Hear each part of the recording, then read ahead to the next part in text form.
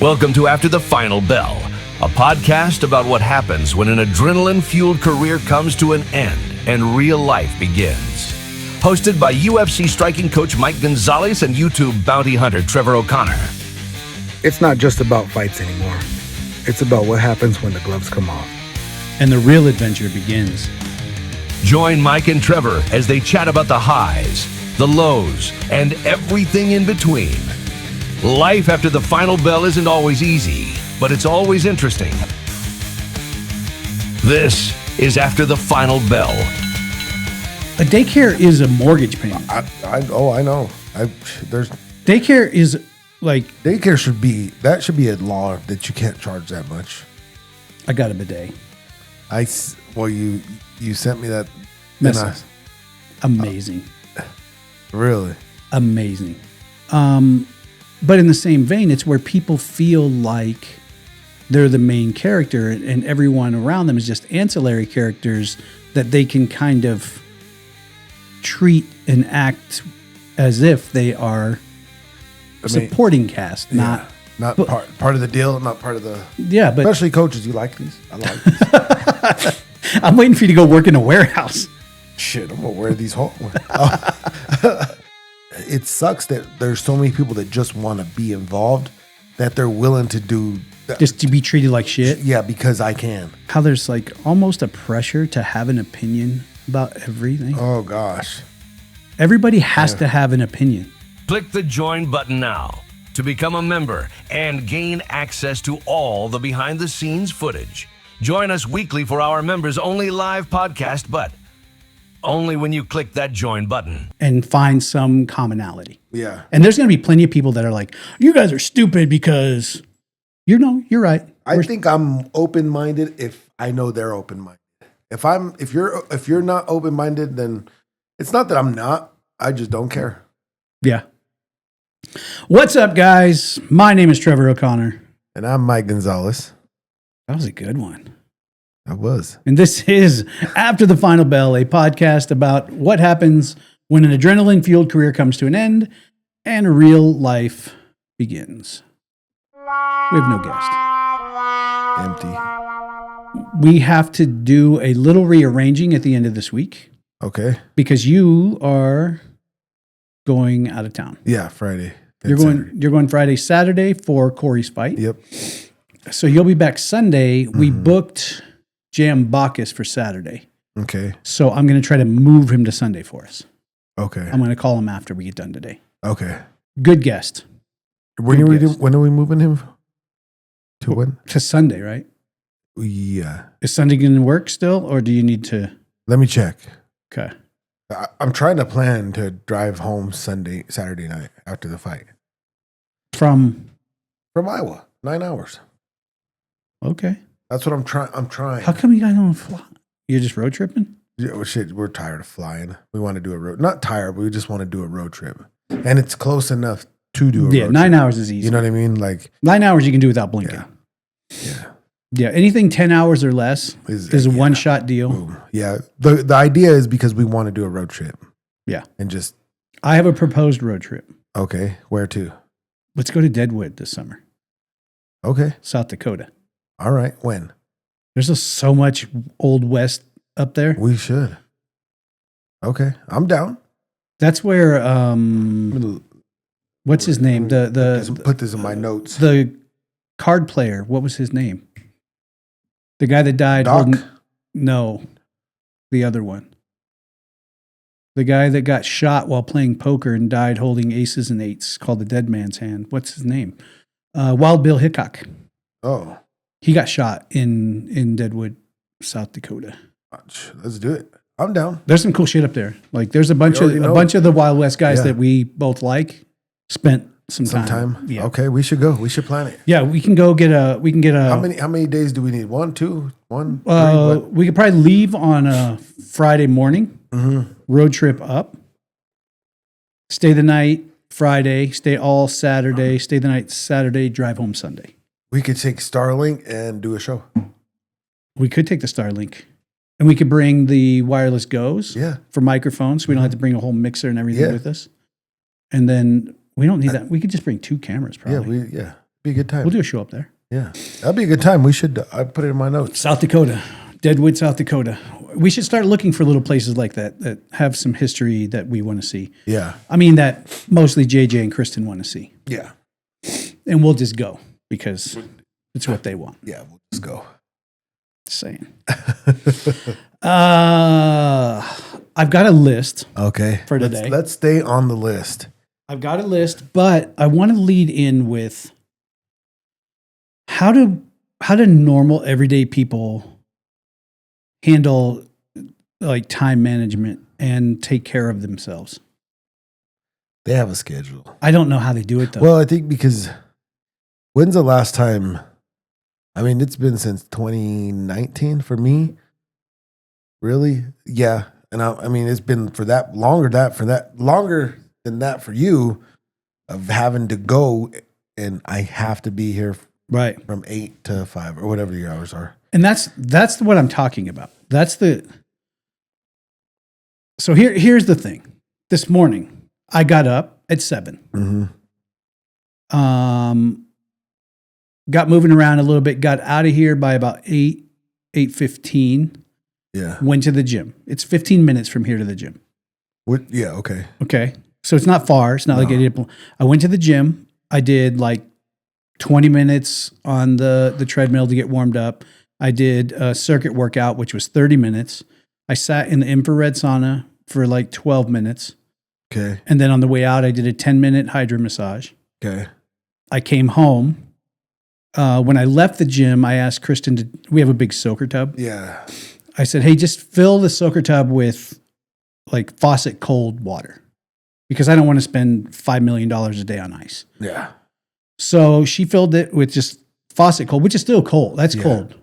Mm-hmm. Like it's cold.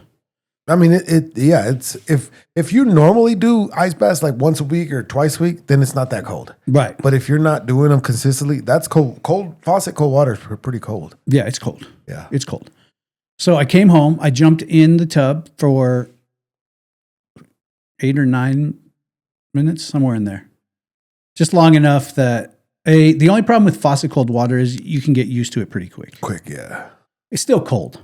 Still freezing. And it's still doing the job.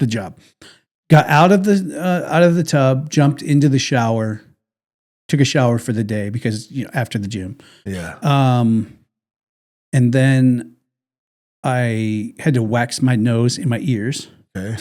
Because when you get old, you need to do shit grows. But then it was 1:00. Yep. We just had this conversation this morning at the house. It was 1:00 because yesterday I woke up like I normally do. Uh-huh. And I'm not doing nothing, but I'm sitting there drinking my coffee. And I said, JJ, what do you want to eat? Right. Mm-hmm. So I started making breakfast. I realized that I had to leave because I had to be there at 10. So I had to leave like at 9:15 to go to the gym. Yeah. Mm-hmm. I lost such track of time where I finished their food and I didn't have time to eat. And I'm like, where did I know I didn't have 4 hours, but I knew I had. You had some time. Like time enough to cook another egg. Same with today. I wasn't in a rush today, but I was like, I better start cooking as a joke. I was like, I better figure this out. And I was like, where's the morning going? And that's my question. So people, and this sounds so entitled and shitty to even talk about, but where do people who have a 9-to-5 and a family, how do they package their day? Because it took me to 1:00 to get done with gym and shower and self-care. Normal, like if I just showed up at my job at 1:30. Okay, I'm ready, guys. What are we doing? Let's get this thing started. Like if you just show up at your job at 1:30, that's not going to go well for very long. No, but man, people you don't. But people go to the gym at 5 a.m. Would you go at 5? 5 is tough. 6 you gotta be 7's pushing it. Normally my body is a later in the day physical activity body. Yeah, not get up and it's hard. Man, it's one of the hardest things for me to do. I feel like that's how people get lost in the hamster wheel because you go home, you go to work, or we go to the gym 6 Right. a.m. Go to work, pick the kids up, Yeah, you're working till 5. dinner, Drive directly, get the kids. By the time you get home with the kids, you got to have dinner right now. and maybe they're playing sports. Right. Now you had to go to practice. Yeah, so I feel Or like they had that's to how go to practice.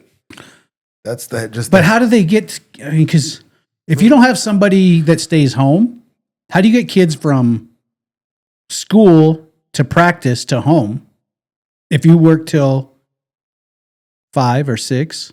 If you work downtown, if you get off at 5, you're not home till 6:30 anyway. At least. And then you gotta have dinner, and dinner's got to be done, and then schoolwork or whatever. And then, as an adult, if you're gonna do anything else, if you have an extracurricular activity of any kind, whether it's video games or I don't know, maybe you build Legos. Yeah. Or what, Something. like the window of time, because Very small. if you're going to go to the gym at 5, you got to be in bed by 9. At least. Like 9 would be pushing Yeah. it. Yeah, so you can at least. And where does where does all the extra, yes, if you just went to the gym, did just whatever your basic workout is, Do you think took a shower there and went straight to work. But Do you think we're just that bad at time management? Because you don't need I've it? got to be terrible at it then. Well, when you woke up at 7, Yeah. did you get going right away, or did you wake up and you're like, and you get out the door by 8? I got out the door around 8:15. So I got up at 7, and dude, we've talked about it, man. I'm old, and I know, my but- body fucking hurts. But maybe they get out at 7:15. Right, but in the morning, just to get to Out the of it. point where I could get moving enough, Yeah. it's like I can't get up and out by 7. I could get to the gym, and then I'm going to need physical therapy at the gym to get my body moving enough to, it takes a little bit. It takes a little bit to get started. I don't know. I feel like time's been going faster. But because most people got to go to the gym for like an hour to 2 hours, right? At least an hour. I feel like you can. Well, depending on how busy it is. But a lot of people, you see, it's like 2 hours, and they're and like, it's like, what are you doing though? Do you really need 2 hours? some people do. Really? I think they have like a system where they, if they're going to do, like for me, I like to go and I like to get on the treadmill Yeah. and get like 20 minutes just to get my blood moving and get everything kind Get of warmed up and all that, where right? I could feel like I could do something. Well, if you get into a workout, you're already 20 minutes into your hour. You only got 40 minutes left. If you're only there for an But hour. if you have a plan, right? Today's I don't do it, but today's arm day. Right. You shouldn't need an hour and 20 minutes of arms. But I think there's a bunch that goes in. If you're really I mean, working out, usually it's, a couple like shoulders and back or whatever. yeah. And if you're looking at 3 or 4 exercises per body part and 3 or 4 Yeah, sets, well, because you're not supposed to rush, right? You're supposed to. you got to take your time. Yeah. You got to do your sets right. You want to feel good. But just look at my workout today. Okay, I got there. I did 20 minutes on the elliptical or on the treadmill, Yeah. and then I did a 30-minute circuit workout. Okay. So that's 50 minutes. All right. Okay, right there, already done. 12 minutes in the infrared sauna for recovery. Okay. Now we're at over an hour and 2 minutes now, right? Okay. And 30 minutes for driving. And then a 10-minute hydro massage, because you can't walk out the door and walk past those hydro massage machines. I mean, you can, but Right, but now I'm an hour and 15 just in my workout, yeah. plus 15 minutes So each 30 way of minutes, drive yeah, time. 15 and So 15. now I'm 2 hours. I'm basically 2 hours from when I left my house to when I get back to my house. So then that's why they go right away. From work, you go to work, you go to the gym, you shower, you get ready, Straight to work. straight to work, and into the But how do they keep it up? And how do they do the extras? Because yes, I am like extras as far as like go out with your friends. well, or like, self-care even. Just the rest, because you know me, dude, I'm bougie. self-care. Yeah, Well, they like don't- I had to they don't- wax my nose today. I had to. I need to blow my nose. Jeez. Yeah, what's going on? You should unlock that door so you could get in and out. Talk to Yeah, I got it. So I got like if you just want to do anything else, if you want to do, like if you need to get a haircut, where does that time come from? If you need to, like, today I had to wax my ears and my nose. And then I wanted to get some hot towels ready for Mike and I to like have a nice steam towel before we started the show. But I ordered some essential oils and put some eucalyptus in, and I was trying to experiment with that. But like, where do normal people get 5 extra minutes to figure out the rest of the shit? If you've got kids and a job, I can't imagine being like a single mom. Where do they find 5 minutes to That's do why they're always anything? angry. Oh, yeah. But where do they find 5 minutes to do anything? I think they just get it. Where? So I work with a girl that has like 4 jobs because she's a single mom. Yep. It seems like, well, I feel, And she probably goes to the gym. She does, but here's what. So, like last night, Mm-hmm. she works with me on Monday and Wednesday, At the restaurant. at the restaurant. Okay. Right. So she gets there at 5, Mm-hmm. works till it close. She works. She does like admissions or whatever for the hospital. So she works overnight. Well, okay. it varies, but like right now it's overnight. And she said that she goes to work, gets off of work. Depending on how tired she is, she'll either sleep or go to the gym. She's got to be to work at 1 a.m. And so from 1 a.m. to whatever, however many hours she works, then Like she goes, 1 to 8 or 1 to 9. yeah, and then goes home, goes to bed, and then, But how do her kids get? well, I think they're a little older, so I think They function on their own, I kind think of? so. But if you got little kids, forget it. Yeah. Like, how does it I happen? mean, unless you're paying daycare and you get off at, A daycare is a mortgage payment. I know. There's Daycare is like, daycare should be a law that you can't charge that much. I mean, of all the things that are state funded, daycare is probably one that should be. Yeah, because that's expensive. Dude, people are seriously paying $1,000+ a month for daycare. just for daycare. I would know. And a lot of the time, and people we've talked to, and like with Kristen and I, when the kids were younger, it was cheaper To stay home, to have one of us not work. Yep. Because by the time the person that worked paid for the daycare, You're you might as well have just been home. Yeah. It was money in, money out. Like it was, you didn't. And stress because you don't know what's going on. It wasn't a positive. It No. wasn't like she paid for daycare and could afford a car payment. Yeah. Or I paid for daycare and could afford. No. It was, no. Daycare. Yeah. Yeah, I don't know where time goes. And I don't know how people function. I know that a lot of people have planners and they write shit down and Calendar, everything. no. I think in this world, you have to have a crazy calendar system if you have a 9 to 5. Yeah. I'm just trying to imagine, like, if I had a 9 to 5 and I wanted to, let's say I wanted to do like a jiu-jitsu pro. Yeah. So I know I've got to be in the gym every day for quite a while getting things done. Yeah. How do you have a 9 to 5, train, eat right, get good sleep? Yeah. And even if you're training you still got to go to the gym because jiu-jitsu is great, but You still got to be in shape. you still got to be in shape. Yeah. And as you get older, you got to even be in more shape. In better shape. How do people do it? Like, I need someone to come in and just show me their schedule on how they do things. I know I'm inefficient. I know that. Like, Yeah. I'm not silly. Yeah. I'm inefficient. I know that at time, as far as time, I'm inefficient with time, like, Yeah. because it's not like I have to be somewhere. Yeah. You know, I mean, my oil and gas work is remote and not on a schedule. So I can sit up until 2 a.m. and Well, maybe it's easier now that people can work from home.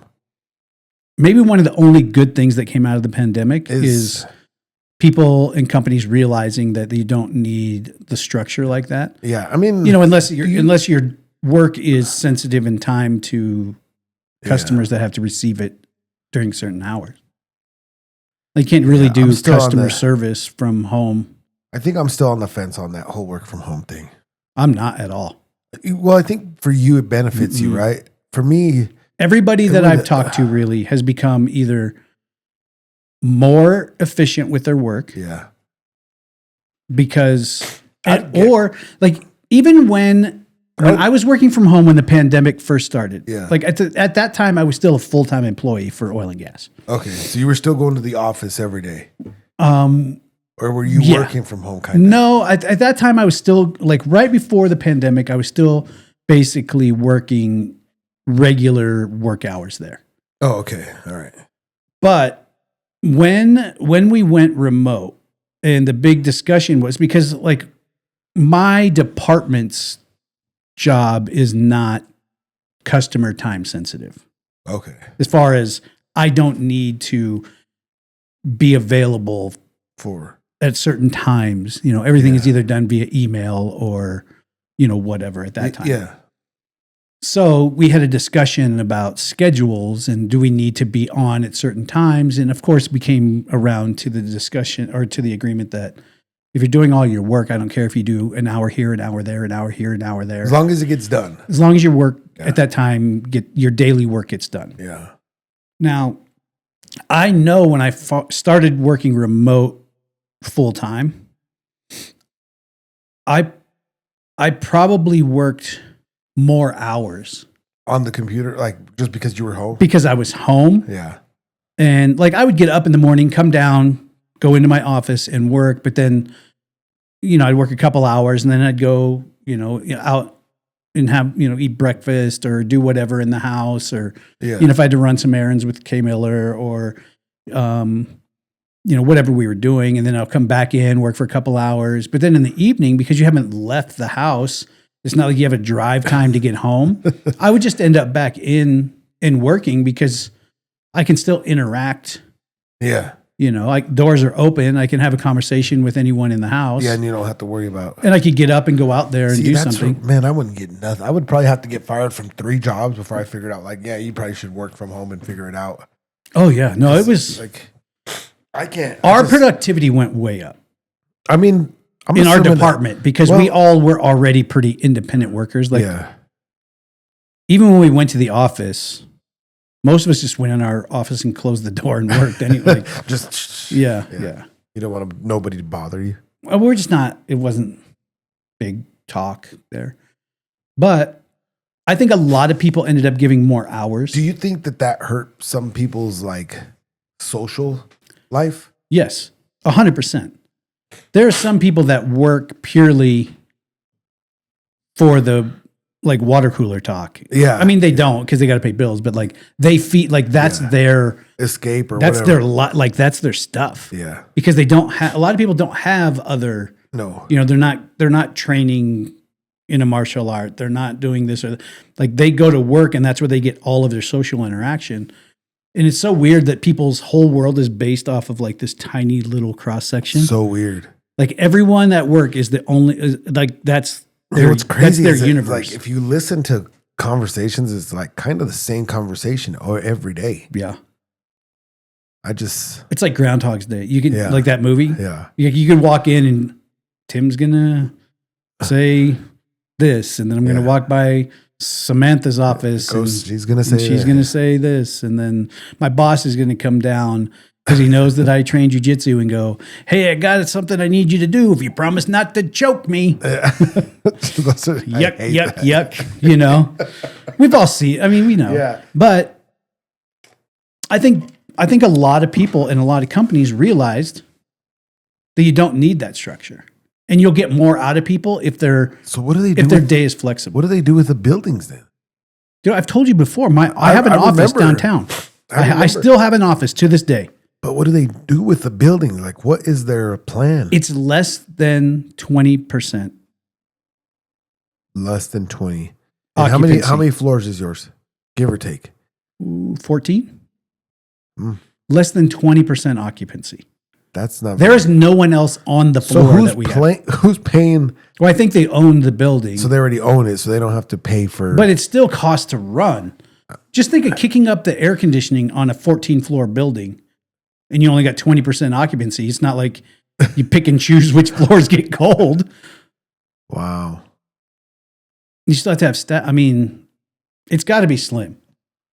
And I believe that, over time, downtown areas are going to become obsolete. One I don't know what building it is, but one of the owners sold one of the buildings, and they're going to make it into apartments now. Yeah. So, how great would that be? Take a lot of these office buildings, turn them into affordable apartments that have like co-work spaces in them where the conference rooms and stuff were. So people can work remote. yeah, They could go down. they work. Boom. Better than having offices. Yeah, I think they're just What the shit do we need it for? if you can work. If you do an office job or a computer job, and you can get more done at home, you're probably going to like your job more. Yeah. And you're probably going to get. I'm telling you, what I mean? I gave them more than 8 hours a day. Yeah. Because they were so they were like, I don't care, just get it done. But how does that work for hourly employees? I think they have to punch a clock still, so they're probably only allotted so much time.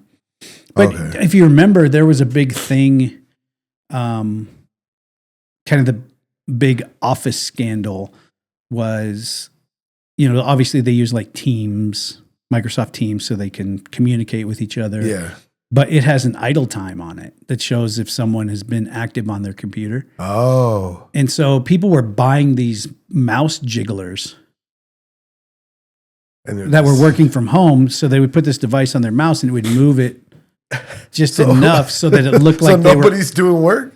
And that was a problem. A lot of people just weren't like, there was a lot of people that ended up losing jobs because they could not figure out how to regulate themselves at home to work. So they would turn their computer on in the morning, put the mouse jiggler on, and then go run errands or do something else. And then they weren't getting their work done. But they're still getting paid. But they were on the clock. And so they started looking at productivity. At first they were like... That's where it's going to bite you. At first they were like, we noticed that you were inactive on your computer for 4 hours today. And that's when people started buying those mouse jigglers so they couldn't see if they were inactive or not. Yeah. And then from there, you're looking at like my job. I know 100% they can see every keystroke I do when I'm logged into the remote desktop. Okay, so they can see what you're doing. Well, and they can see how much data is being transferred. Uh-huh. Maybe they can't see like every little tiny thing I'm doing, but like our IT guy can pull up and see how much my user is like up and down data. Like a normal person during an 8-hour day should have X amount of, where your machine is calling for information and putting out information. Not just like uploads or downloads, but like when I open a file and when I move it's all data. And so they can see, they're like, a normal person has like 14,000 pieces of data that are moved. You only have 200. What's going on? I wonder why companies don't let people from midnight to midnight, right? It's 24 hours. Mm-hmm. Get your work done. That's my life. Yeah, and you do great, right? And you figure it out. But why don't? Because there's not a lot of companies out there like that. I think there are, and there are a lot of companies that found ways to do it. It was the lack of work ethic that people had because they were allowed to work from home. So they found, people that work a regular job are trying to do the least amount they possibly can the entire time they're there. So now you put them at home where they don't think anyone's watching them. And what do you think they're going to do? Nothing. Yeah. I mean, that part. I don't understand that. If there's work there, let's do it. Right. Because I get paid by there. I don't care. I could go home. I don't need to get this extra. Well, and my thing was because I've been on salary forever. And then as a contractor or a consultant, it's, it's pretty similar. But being on salary, which is a very, very risky thing for the company for sure, right off. Cause you're like, when being on salary and them just saying, just do your job. And the agreement too was they didn't care if it took 3 hours today to do my whole job. 3 hours. They didn't care. Like, okay, all the work's done. As long as it gets done. That's what because tomorrow might take me 10 hours. Yeah, they eventually get it back somehow. Because I'm going to do the work. Yeah. I know that yesterday I only worked for 2.5 hours. Am I going to be mad about working a little bit more today than the 8 hours that you're? No, because yesterday I worked 2 hours, went and watched a movie, went to lunch with my wife, because the work was done. But I think a lot of people can't regulate themselves. Yeah. Or they don't want to regulate themselves. And I'll beat the clock. If I know that I'm getting paid the same, I'll beat the clock. It's a race. As long as I'm doing it right, it's a race. If I'm going to give you quality work, but I will shut everything. Like I will shut the door. I'll put headphones on and just go at it. And I will just, I'll tell them, hey guys, I'm going on lockdown for a couple hours. I've got to get this project done, and it'll be headphones on and door closed and no one comes in. But I will do 6 hours of work in 2 hours. Just get it done. Super focused. Yeah. But there's people that can't. I don't get them. There's people that especially can't. if you got the opportunity to work from home. Well, just look at athletes, dude. Oh. If you athletes, you're like, hey, this is our training schedule. And that's for your skilled training. Yeah. You have an expectation that they will also not do or go to the gym. I have an expectation that you will also go to the gym to take care of your strength and conditioning because that's not part of what we're doing here. For sure. But you also need to be in the top shape to do the task. Yeah.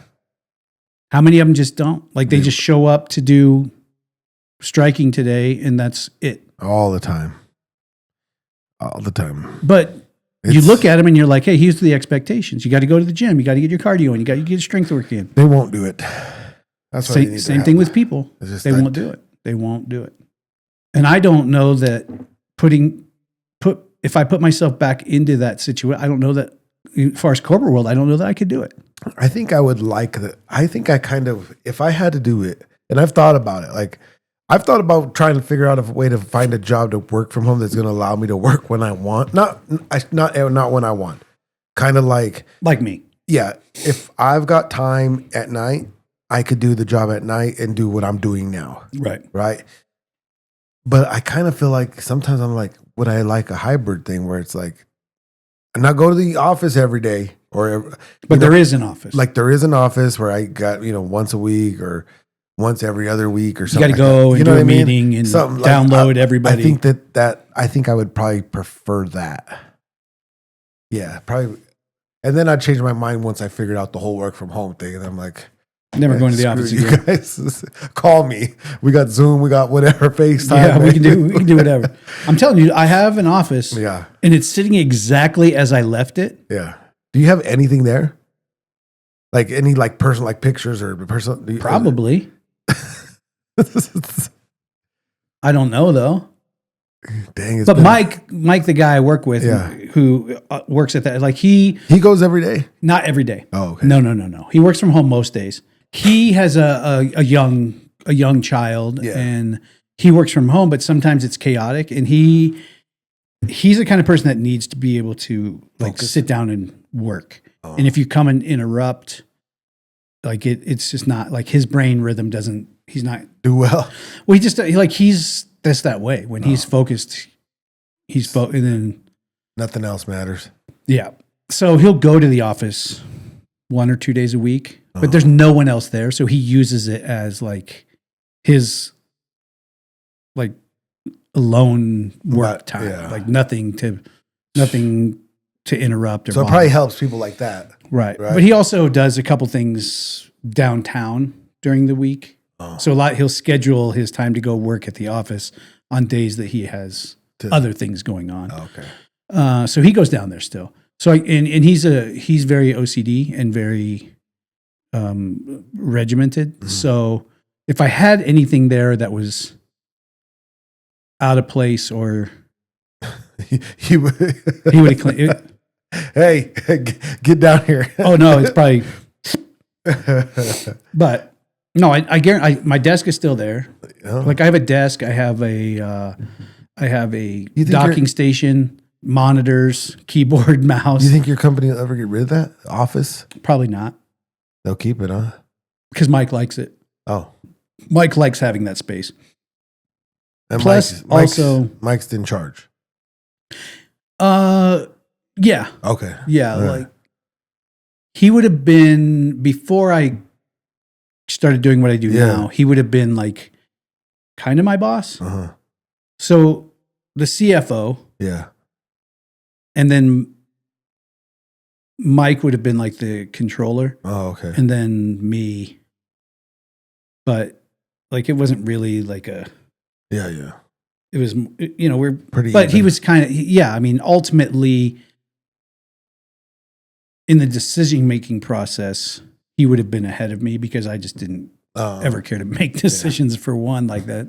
Yeah. And he's the controller. So he prints checks Oh. for like when we pay our vendors. Uh-huh. And so there's a check printer and stuff that he's a minimalist at home too. Oh. So there's no way he would have that equipment at his house. Oh, he's one of those guys. Yeah. So is his house bare? It's not bare. It's just, When you're thinking, when you say minimalist, mm-hmm. I'm thinking you don't got nothing. I seen this thing on Instagram Mm-hmm. about how this guy like doesn't have furniture. Mike has furniture. Well, this guy's like nothing because anything that costs money, he does. You don't need it. He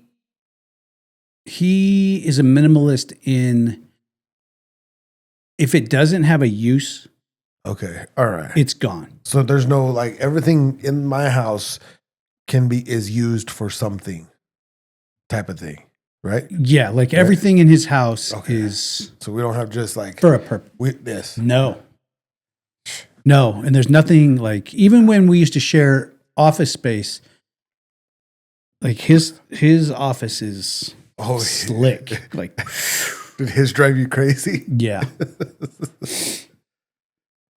No, my shit drove him crazy. Yeah, for that's sure. what. Yeah, I don't care about anything else, but he's very like. Some people function like that, and he though. finds ways to pare things down even more and more and more. Really? Yeah. I have a hard time getting rid of things. Which is slick. I mean, it's nice. It is nice. I'm not that guy. No, I have a hard time parting with my things. Yeah. Then that's the thing. If I get things, it's because I wanted them. Yeah.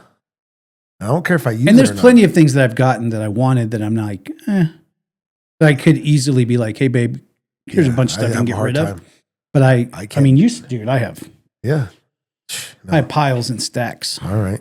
If you guys are watching this as the public release, Yes. you should know that if you click the join button right down there, Mm-hmm. it's like $1.99 a month. Very inexpensive. Yep. But you can watch all of our completely unedited live versions in the members live section. Talk to us. There are things that we clip out. There are things that happen before and after the episode that don't make it into the public release. If you're interested and you want to check it out, click that join button below. It's $1.99, super cheap. But you can watch every episode completely unedited. Yep. Which is cool. It's cool. And interact. And we do a bunch of, we do questions before and after. Yeah. We interact. Also, I didn't tell you this, but surprise. We have created a Discord server for the show. Oh, so I'm gonna have to you got to get Discord. Yeah.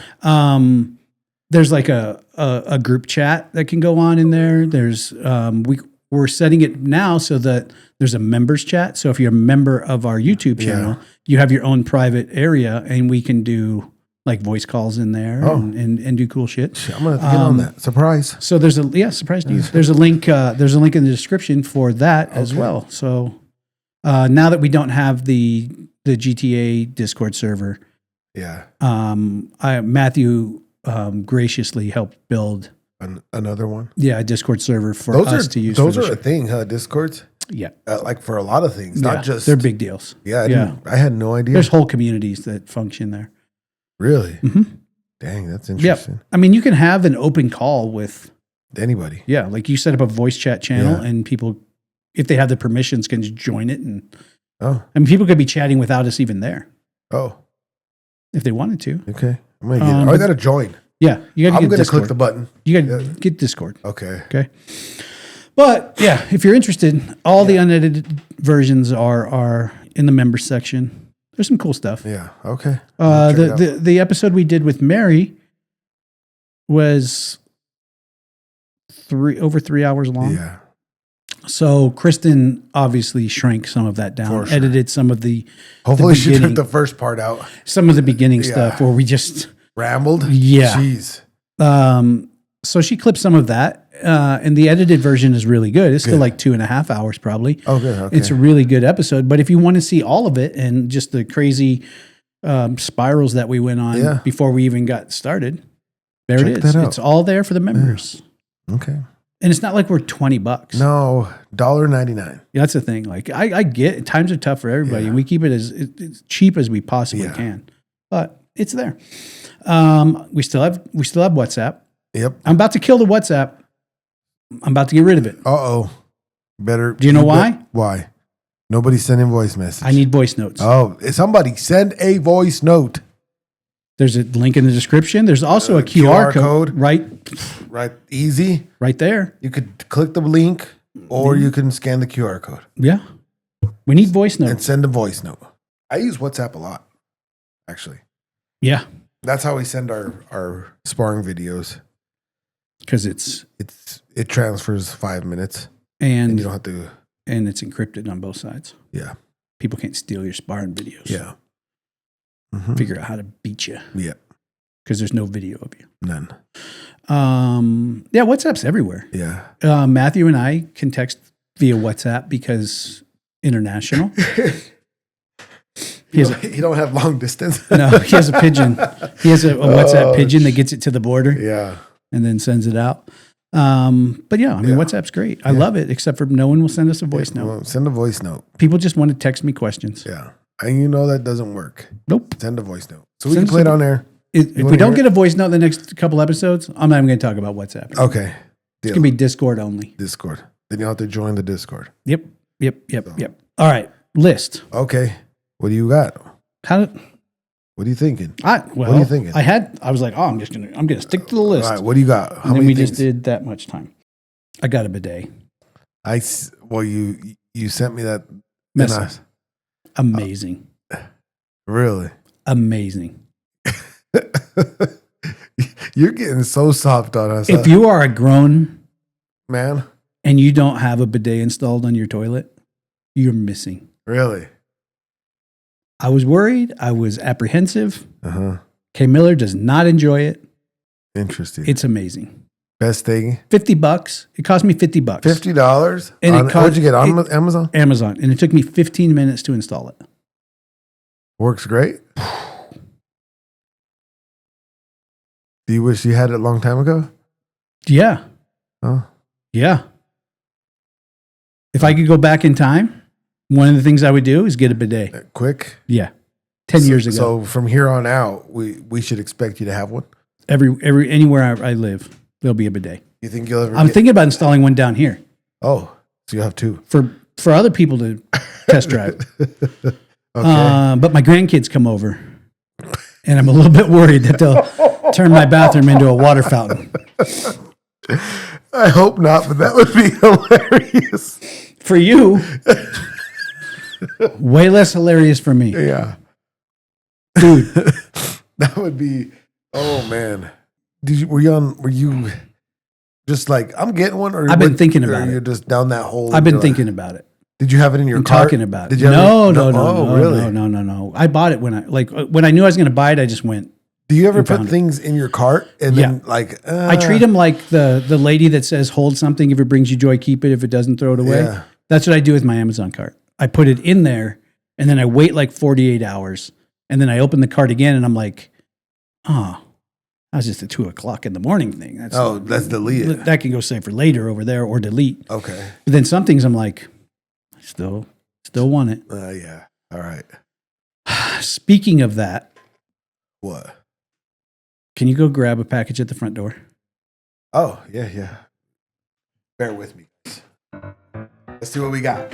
It's a package for us. Oh, for us? Okay. Yeah. I'll grab it. I wouldn't just ask you to go get my package, but we've been working on more Mike and Trevor try things. If you guys haven't watched the episode or the video of Mike cheating at go-kart racing, It's only like a 2.5 minute video, but it's in the public side, and you can see Mike cheat at go-kart racing and claim to beat me.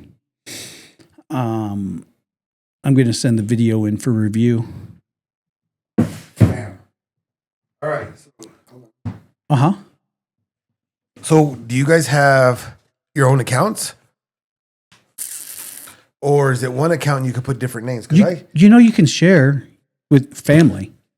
What do you mean? Your Amazon. Everything comes in my name. So I think, so it's always Christmas You're for like, me. what did I get? Yeah. You're like, underwear. I don't even wear this kind. Yeah, I don't even wear this. No, you can share your Amazon account with your family. Well, JJ's logged in, but it still says my name. You guys just aren't doing it right. Okay. We're going to have to do it right then. Yeah. Because I have all of our stuff comes. All right. And you can set up addressees Oh. on who's receiving the package. Okay. Even if you're just signing in under one account, Yeah. you can click who's the receiver. Maybe they'll try that. Because we'll send stuff to Kristen's brother and we just have it sent to his name and his address. All right. Yeah. Yeah, you can set it up so that whoever ordered it. Hang on. Your knife's right here. There's a knife? Oh yeah, open it. Open it. So I was telling him we're working on more Mike and Trevor try things. I'm looking for things that you can't cheat at. Because you did cheat at the go-kart racing. What did I cheat at? I have the video under review. That one has a weird lock. Okay.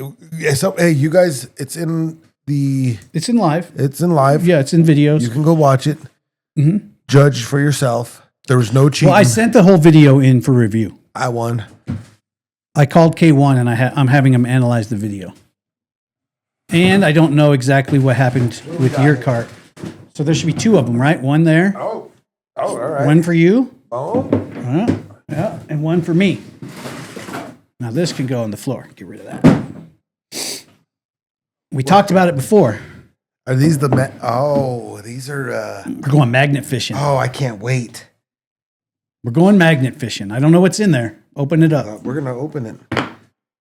You can't open it. You don't need it. And I can open it. It even comes with a rope. Yeah, I should order you a bidet. Oh, no. I don't know if I could. You won't use it, huh? I would try it. I'm not saying I would use it. Oh, dang. This is a serious magnet. Yeah.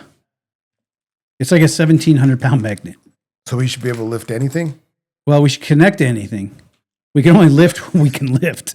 Water, but you can lift more water. Yeah. Maybe not 1,700 pounds, but...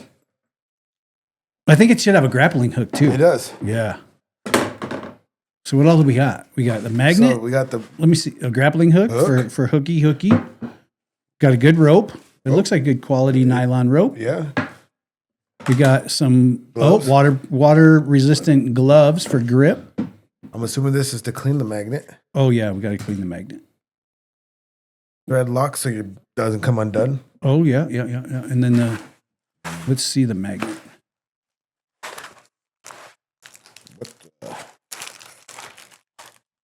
Or not. Be right back. Sheesh. Get some muscles here. Is it heavy? I mean, heavy enough. It's a heavy magnet. Oh, yeah, it's got some. And I think it has a couple different ways you can anchor it. That's what the thread lock's for. You can put the eye hook in the top of it or in the side of it, depending upon how you like to throw. Oh. And I don't know which way's better or worse. But neither one of us have ever been magnet fishing. And we're going to go magnet fishing. And I can't wait because I've watched these videos. You've got one job. What? You got to find us a location. I have some ideas, but I don't. Yeah. I need to find the location. It's hard because do we go to like a boat dock?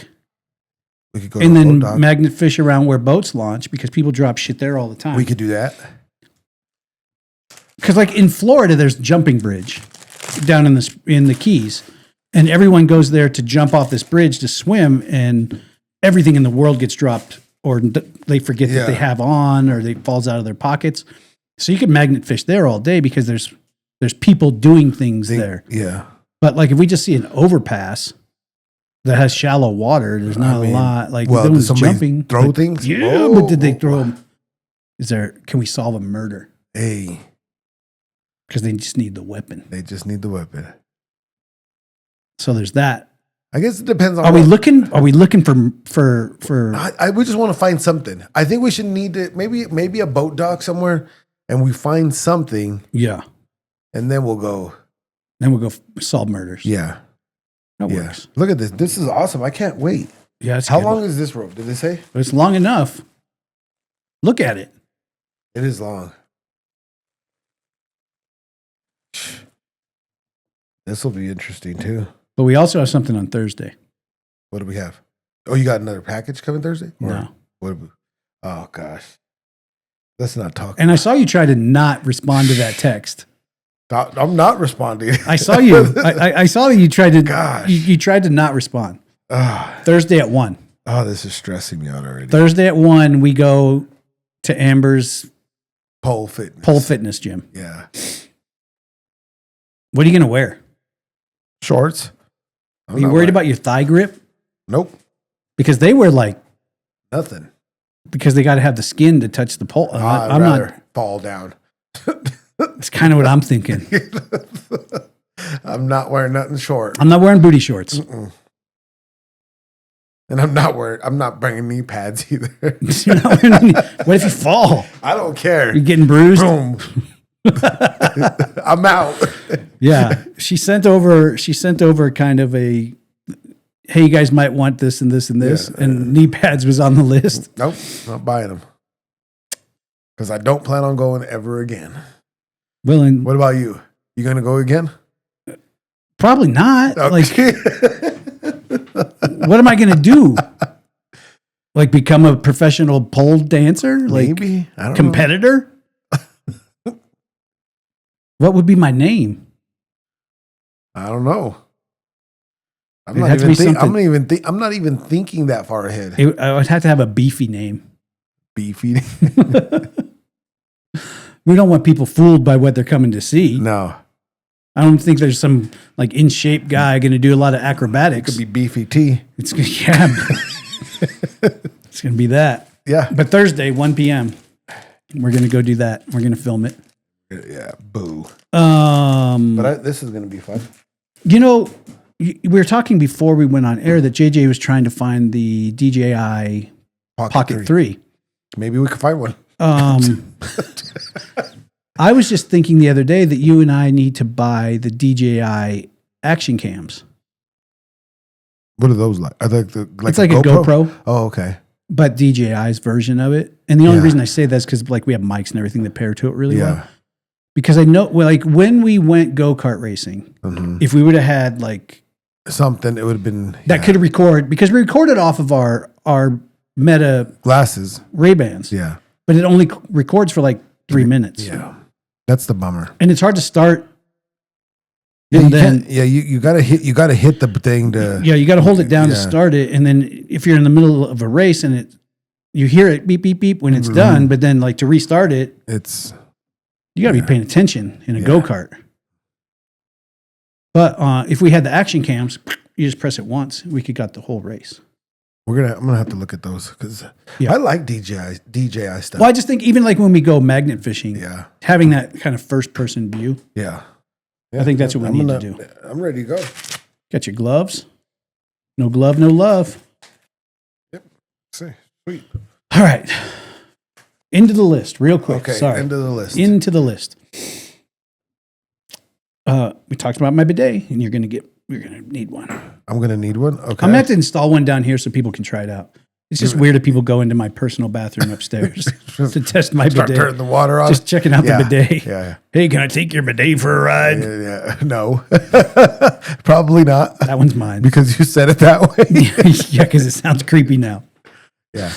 But I feel like I need to be a bidet influencer.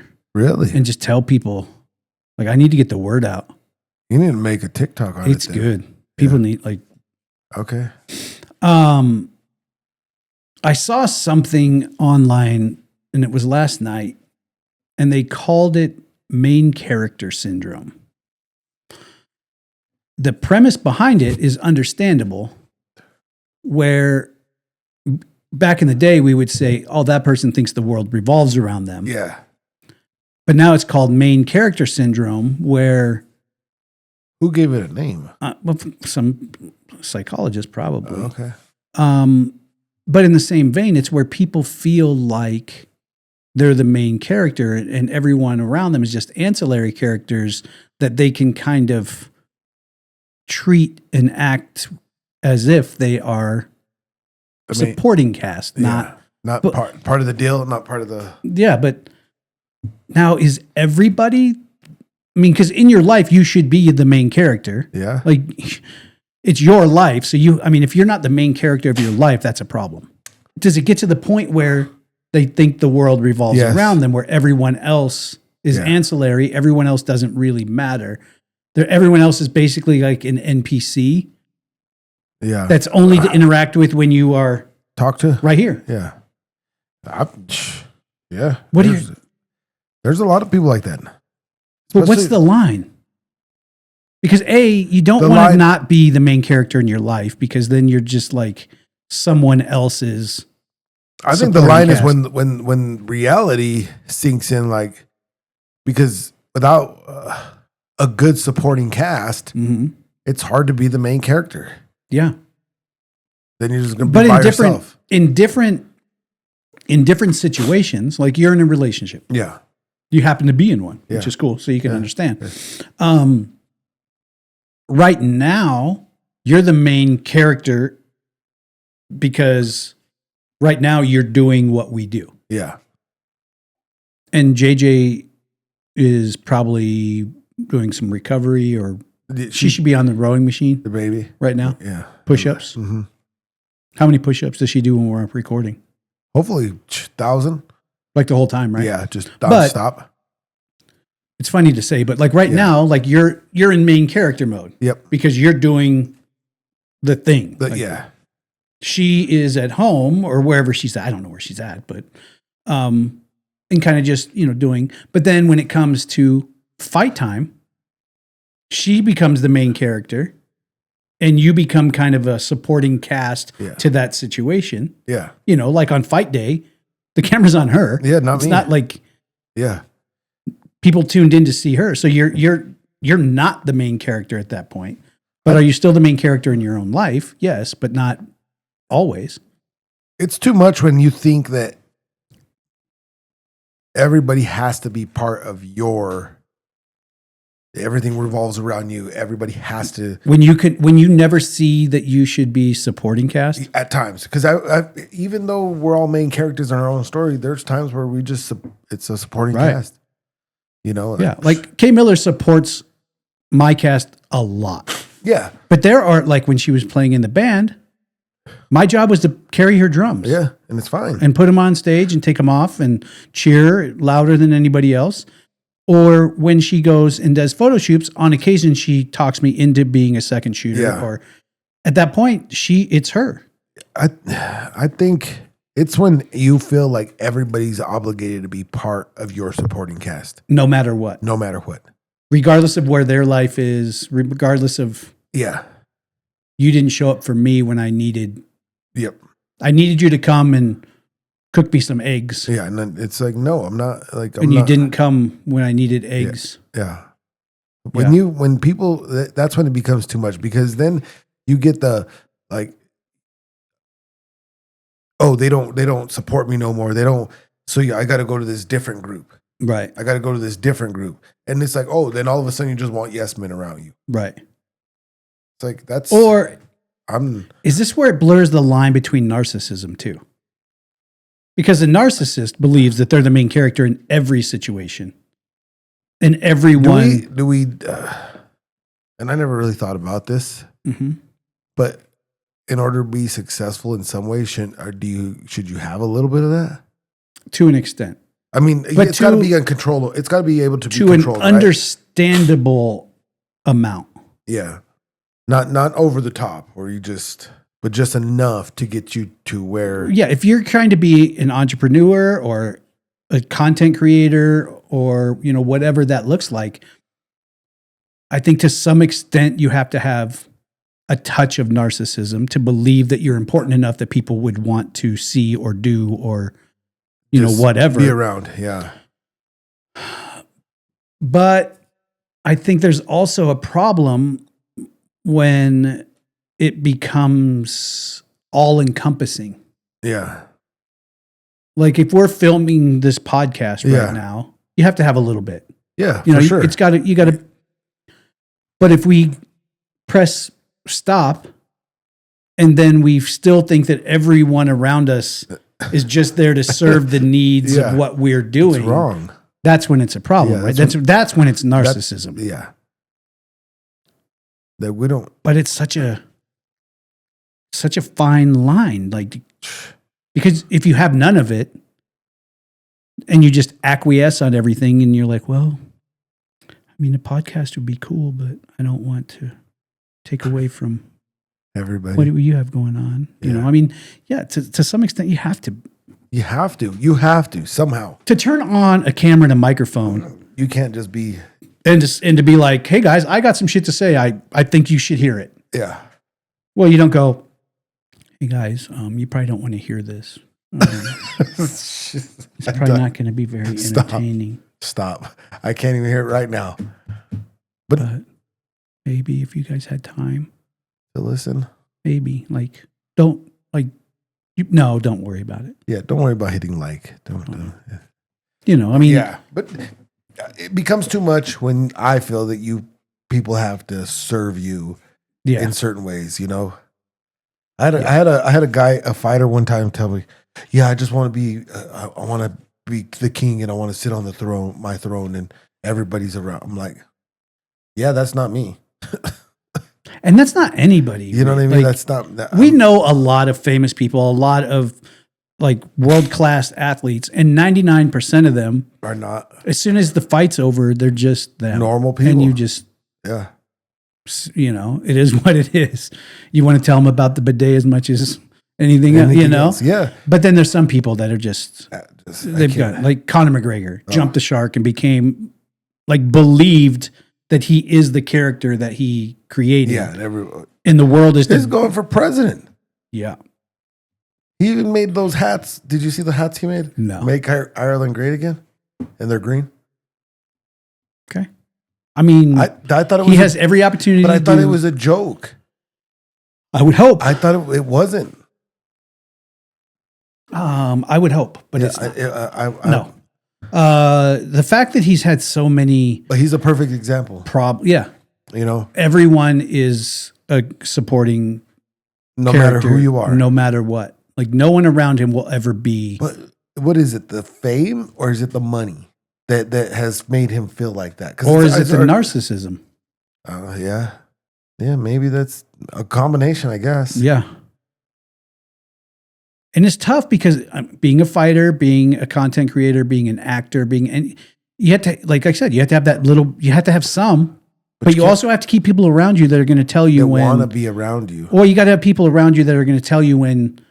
Let's bring it back. That's not. Hey. That's. Yeah.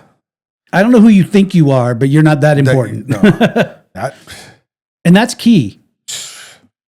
Oh, I know. Yeah. I know. I mean, I love my wife more than anything on this earth. And the reason I love her so much, one of the main reasons, is because she will just look at me and tell me I'm an idiot. Or just. And most times she's right? Yeah. But she'll tell me that, things that I need to hear. She'll be like, but so many people are. I don't know, get off your ass and do it yourself. There's a lot of people that are afraid to hear that, or two, to have people around them that will say that, because right away, oh, hey, you're acting like shit right now. Yeah. No, I'm not. You just don't understand. Exactly. It's like, when Kristen goes, you're a fucking idiot. What do you think you're doing? Yeah. I'm like, you're right. Sorry. I'll be over here. Never mind. Scratch that. But we all get there. Oh, yeah. We at different times in our life. Mm-hmm. go walking in like we fucking, what's it, the $1 billion strut? Yeah. And then if you have that right person in your life, they're like, you want me to videotape you? Because you look stupid. Yeah. And just play it. Don't do it. But we all know people. We all know people that have main character syndrome. And they're the most important thing from the moment they wake up to the moment they go to bed, even if somebody else deserves to have the shine. But I guess I don't understand it. Like, why can't everybody have shine at some point? Yeah. You know what I mean? Like, there's enough for everybody. Well, and a lot of people know this is about you mostly only because I talk about it, because you never talk about yourself. But you are the epitome of the opposite of main character syndrome. Yeah. Like, you're not looking for it almost ever. No. You don't. No. Like, we get to do this show and it's fun. Yeah. And it's kind of our shine. Yeah. But even like my whole fight career and every fighter I've ever seen you with, we were texting the other night about a fighter doing his post-fight interview, and the coach was like, oh gosh, like standing almost like impeding the interview. He was standing so much close. Did you notice? You're like, the camera moved. Yeah, to get like, him out it was of the like shot. Crops him. Yeah. It would be almost impossible to get you to join a post-fight interview with me. No. You know, even if the way I won was 100% off of something that you focused my whole camp on and were like, if you do this, it will work. And if it happened and it worked out that way, and I was like, oh, Mike, can you, like, I owe this so much to Mike. He just, you guys don't understand what he did. Mike, can you explain? You'd be like, this is your time. Yeah. I'll be over here. I just can't, I'll be over here. Like, looking for you right after they raise my hand is, I mean, it's almost like you have to peel you out of like the background. Like, Mike, come here. But it's every fighter you corner. You give everybody the opportunity to shine no matter what. That's what you do. Yeah. And I just, it's something that I've always enjoyed, you know? Right. And like, I know what kind of part I play, so to me, like, I know, and there's fighters I do work with where they're a little bit out there, and it's like, I know. Right. You know what I mean? But even if, like, as a person that I should say thank you to him publicly. And they're like, and a lot of times, like a post-fight interview is the perfect time as an athlete to give credit to your coaches and the people around you. I think for me, but a lot of guys still don't. I'm not a fan of public thank you. Yeah. Because you're supposed to do that. Right. No, right? But on the big stage, like I will privately thank you. Yeah. Like I will privately thank you and be like, dude, that was huge. Like, what you did was amazing. Thank you so much. But when you're on that huge stage and you've gotten to the point where, you get to speak on a microphone in front of possibly millions of people on a pay-per-view, that's, even though it's not necessary, I think it is necessary to at least turn to the people that like got you there and go, I mean, I would. Yeah. I would. I did, but I've seen a lot of fighters not. Oh, there's a lot. But I've also seen, I can kind of understand some of them too, because I've also seen coaches who have stuck their nose in so much that there's no need to thank them. No. Because they're doing the friggin' interview for you. Yeah, they're there standing by you. Like the Brazilians do this a lot. Mm-hmm. They come to the center to raise who win or whoever. Mm-hmm. They all hold hands. Have you ever seen that? Yeah. And it's like, what are you doing? Get out of there. Right. Get out of the shot. I don't know. It just drives me crazy when the coach has to be in the shot. It just, that just, like, let the dude, like, that was your work. Yeah. And you guys won and it showed. But if you're not in the shot or trying to get in the shot every time, your athlete's probably going to be more apt to want to give you what would actually be shine. Yeah. One thing is seen as you being slightly narcissistic and finding your way to get on camera. And if you didn't do that, you would probably end up with a better shine by the athlete going, hey guys, this guy right here. Yeah, I don't understand that. Kay Miller's going to be mad right there. Why? Because I just reached in front of your camera, which made it go out of focus for a second. They cut me off. Well, my hand was in focus. I guarantee. And then Pointing at me. Mhm. You were taking my shine. Yep. No, coaches need to not be the main character. Your main character is in the gym. Right. I think. You know, when you're a coach, Yeah. your main character is Yeah. up to even When fight you're week. teaching When fight week, I feel is the main character for the fighter. that whole week. The whole week. At that point, you are there to make sure that You're everything supporting cast. happens as flawlessly as humanly Yeah. possible with the least amount of distraction. Yep. And up to that point, yeah, you're the coach. Be the main character. Yeah. You're the one in charge. It's your job to get them ready, whatever Right. whatever the game plan or whatever is. Yeah. But it can That's be why, anything. you know what, though? I've noticed a lot of people, like, especially coaches, you like these? I like these. I'm waiting for you to go work in a warehouse. Shit, I'm going to wear these home. Oh. Yeah. Yeah. Yeah. How you going to do it? Are you going to go this way? I don't know. I got to, I think it's this way. yeah, if we're on a bridge You got to bring it up. or if we're coming up, yeah. Yeah. Yeah, I don't know. I got to work on that. If it's heavy, then we Oh, that's right. Yeah. gotta get it Okay. that way. Yeah. But that's why I feel like some coaches or even business owners have a hard time working together with people because you also, MMA, you have to have 3 coaches. You Right. can't, it's impossible to do this sport and be successful without a striking coach, a wrestling coach, and a jiu-jitsu coach. Strength and conditioning too, but But they're not in the corner. They're not in the corner. Their job's done. They're, that's, If they didn't do their job, it's very, very long. yeah. So, but those 3 are very important. Right.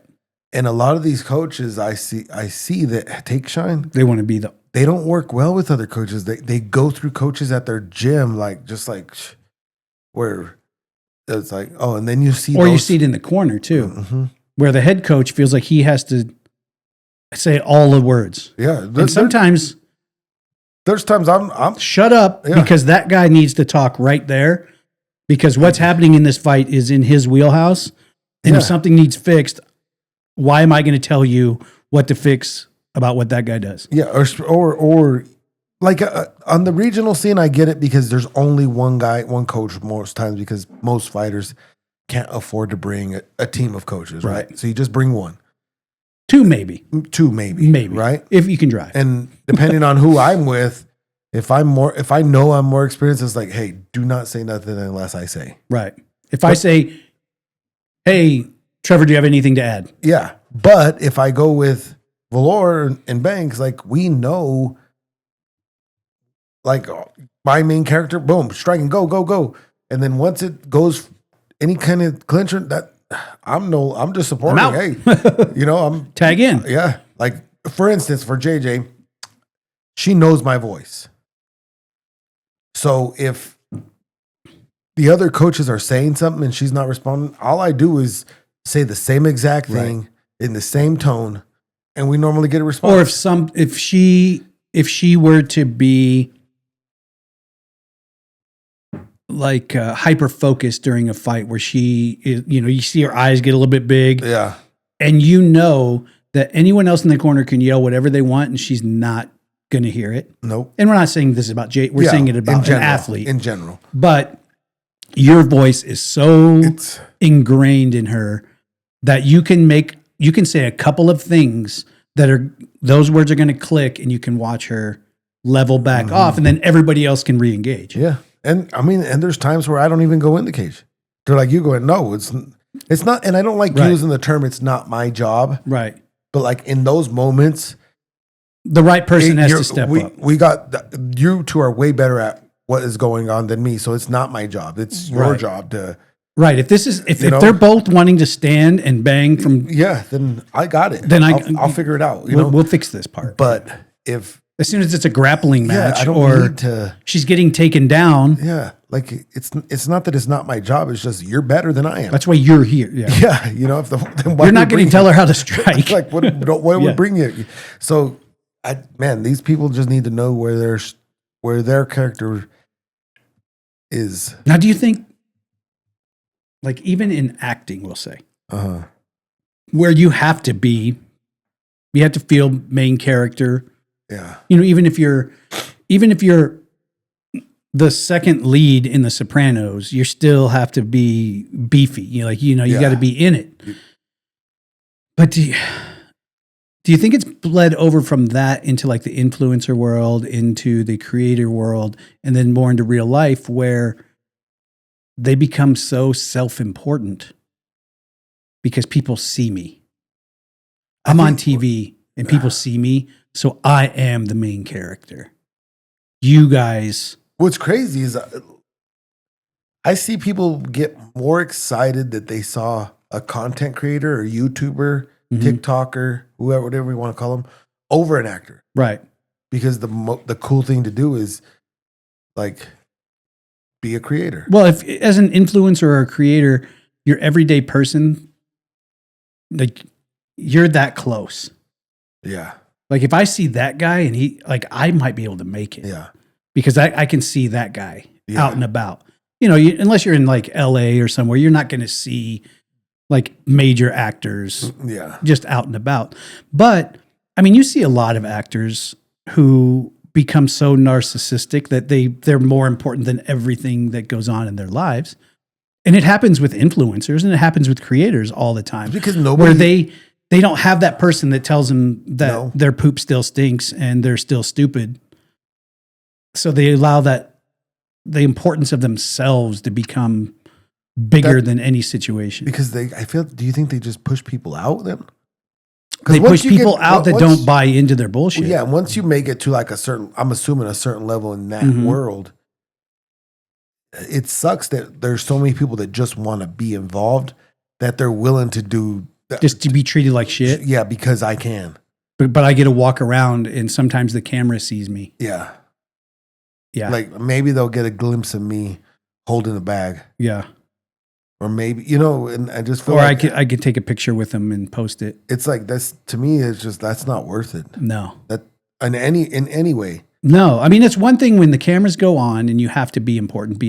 Yeah. But when the cameras go off, if you're not making everyone else feel equal or understanding that was your time and now it's just so shut up and get out of the way. Some of these people are just so fake when it comes to that. They just think that they're actually, I can't do it. I can't be around people. It's weird. I can't. Yeah.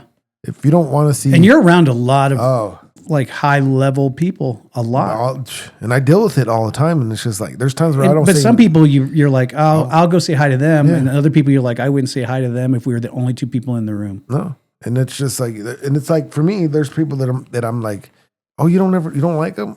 I don't mind them. I choose. I'm not going to go out of my way. I'm not going out of my way to say. Make them feel even more important. No.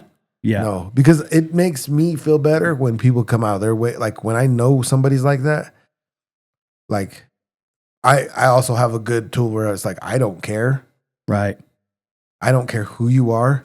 Isn't it so crazy when those people are around and you don't care? No. And you're unbothered by it, how much they have to find a way to interact with you. Yeah, and then they come say hi, and I'm like, and I say, I'm nice to them. It's just. And then you go back to whatever you're doing.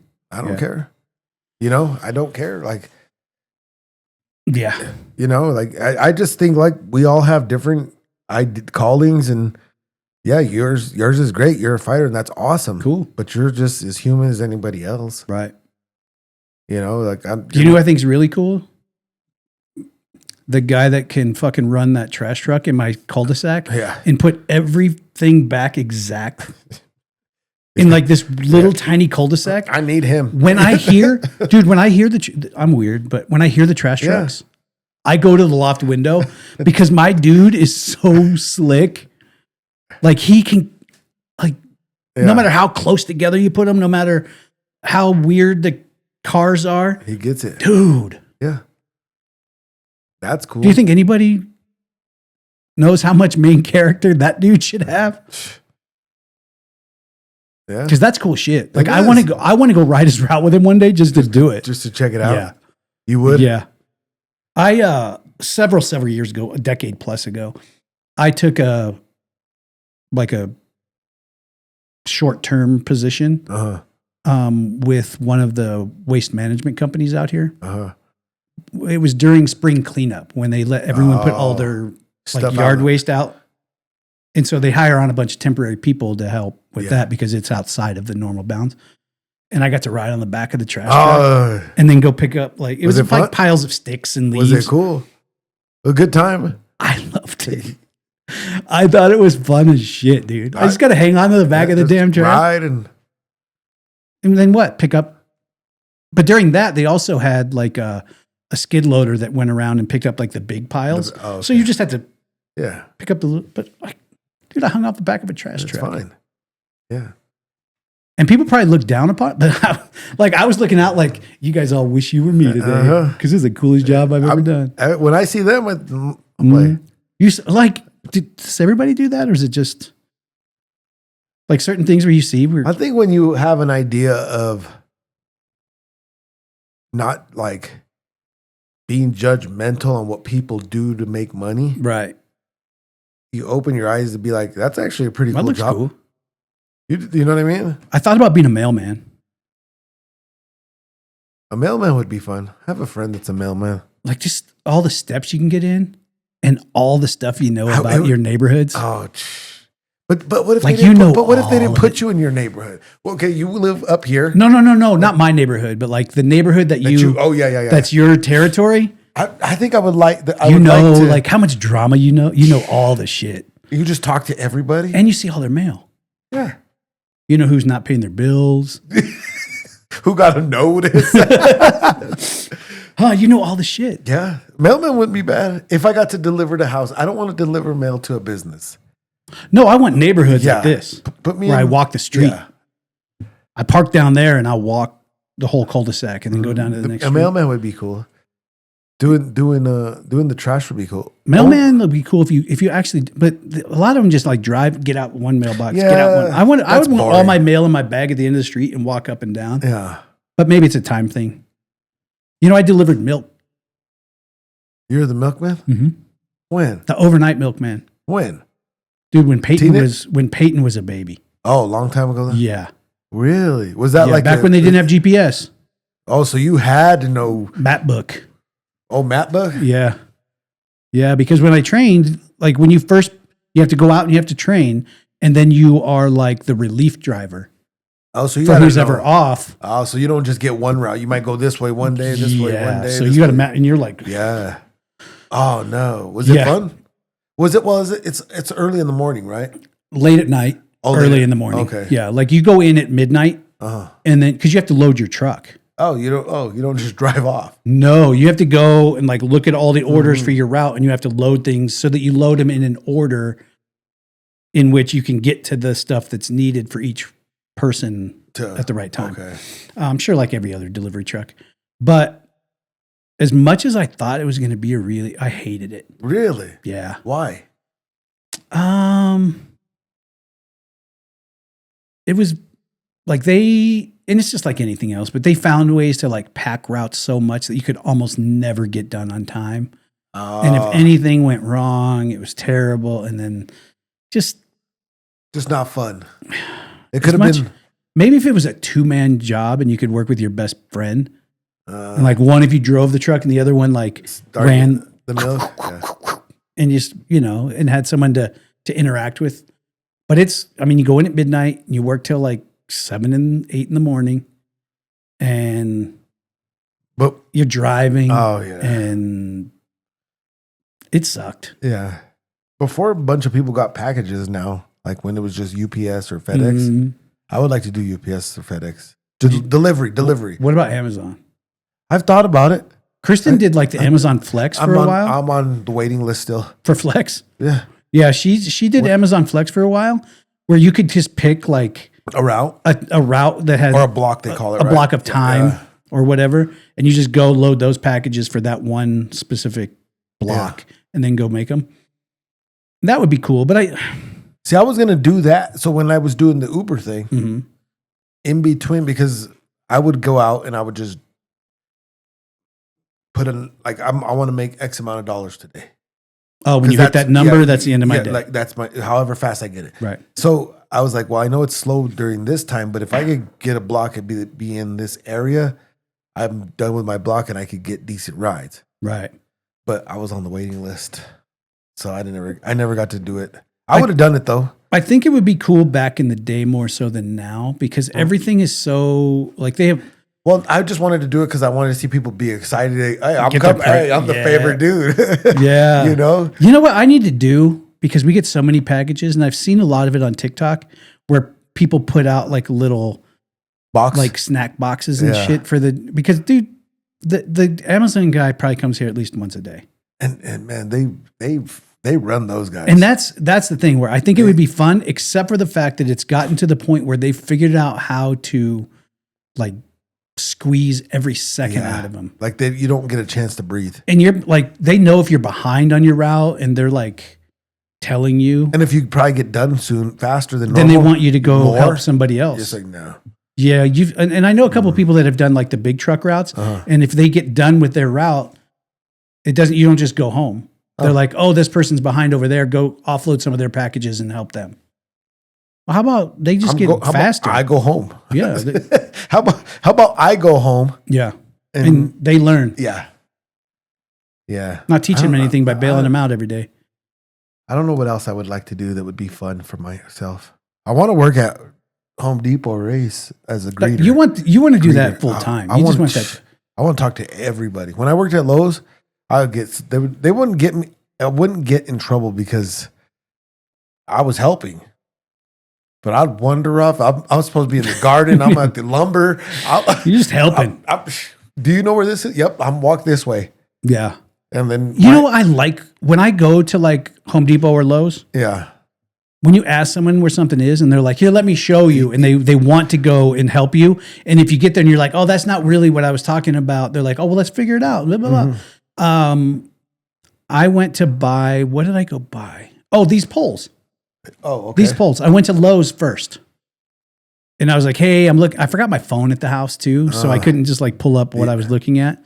But I was like, hey, this is what I'm looking for. And the girl was like super helpful, walked all over the store for like in their search. Yeah. She was entering every possible like type of search, keywords. Yeah.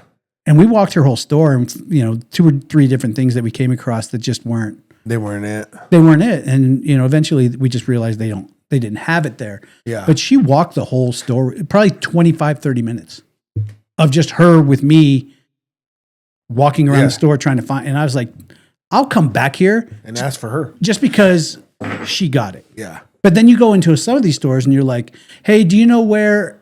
And before you can even get the whole sentence out, they're like, aisle 6. I hate. And you go to aisle 6 and it's not anything. Yeah, like you're like, this is not what I wanted. Maybe if they'd let me finish talking. I love Home Depot. I do. Mm-hmm. But the Home Depot by my house, they are horrible. They don't help. No. Oh, Point. Yeah, they're like, it's in plumbing. Yeah. Where's that? Down that way. Yeah. Okay. I guess I'll just become. And I worked there putting stuff away. That's the best job to know where everything is. God, I used to, and I learned that because my job was I'd go in. I was working part-time. This was like last year or the year before. And I'd go in, I think it was at like 8 or 9 because the store closed. I was there for about an hour before the store closed. But I was only down stocking stuff and people would come up to me and, where's this? I don't know, but hold on. I got the little Let's machine. figure it out. I got, and yeah, I could pull up a lot. And they're like, where were you? I was like, I was helping somebody. No. And they're like, they asked me like, you're supposed, well, nobody's helping. Do you want me to help or do you want me to treat them like everybody else? Yeah, because nobody wants to help anybody. Beyond. I'd rather be walking around helping everybody. Beyond the superficial one sentence, that's all the effort they're willing to put in. I'll put stuff away. I'm fine with that too. Yeah. But I'd rather help somebody and talk to somebody and like, oh, my day's gone. It'd be cool as shit to know where everything in the store is. Like where everything is and just be the guy. Yeah. Like you have the orange vest that like they've decorated saying the guy. I worked at, this when Delilah was just born actually. I worked at Transwest and I worked for their big freight. Not freight, big parts department, and they had everything. Transwest is like a trailer supply and Yeah. sales place. Like Yeah. if you're going to buy a big trailer, you're going to buy it from them. There was a guy, he was the guy. And you're like, hey, Robert. And because his name was Robert. And he always helped everybody. Because if you said, hey, Tim, Hey, Robert I wouldn't need it. answer. I need this. Type this in. Boom, boom, boom, boom, boom, boom, boom. He just had it.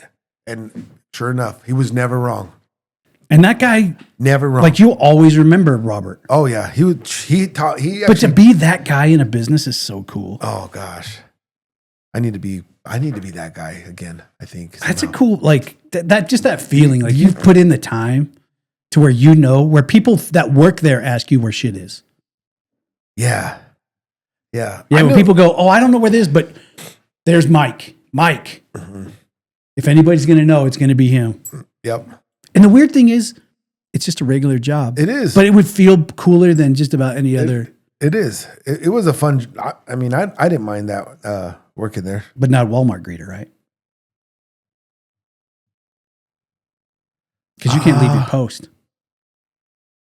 Yeah, I would probably get fired. Yeah, you leave your post. People would be walking out without showing their receipt. Because you Yeah. were off showing someone where the powdered sugar was. Yeah. If I could get a job that would let me just help everybody and anywhere, and I don't Liaison. have, where's your department? Everywhere. I'm just here for it. Like that's what I want. Today you're. I think you have to start off as a stalker. That's what I did, and they didn't let me. Right, but I'm saying like you have to start off as so you know where everything is because Yeah. you put it all out. Yeah, That'd be cool. I would like that. If all jobs paid the same. Yeah, I'd be a scuba instructor. scuba instructor. Yeah. I don't know what I would be. Because they can't talk to you underwater. Nah. You don't gotta hear nothing. Not even if they drowned. What happened? They swam off. Oh, let's see. We're going to have to wind up here in a few All right, minutes. throw this and see if it attaches to the tank. A couple other things I have on my list, and only because it's happened to me recently. Uh-oh. Do you find it's fucking crazy how much access people can have to you on the internet? Yes. Someone called Yes. me on Instagram. Like randomly? I don't know him. Mm. But my phone started, and I was like, what the shit is that? Yeah. They were calling me. Or people can just call you on Facebook Messenger. Like you have to lock your shit down, but then if you're doing something like this, you can't have your shit locked down because you need people to have access to. I don't. Yeah. Yeah. Who and where do people like, where's that line where someone goes, oh, I'll just call them on Instagram? Common sense, man. They don't have. Where's that line? It's not so common. If I have not, that actually just happened. if I have not So- sat down this close to you, Yeah. Then I Don't- don't call me. don't call me on social or don't media. even text me.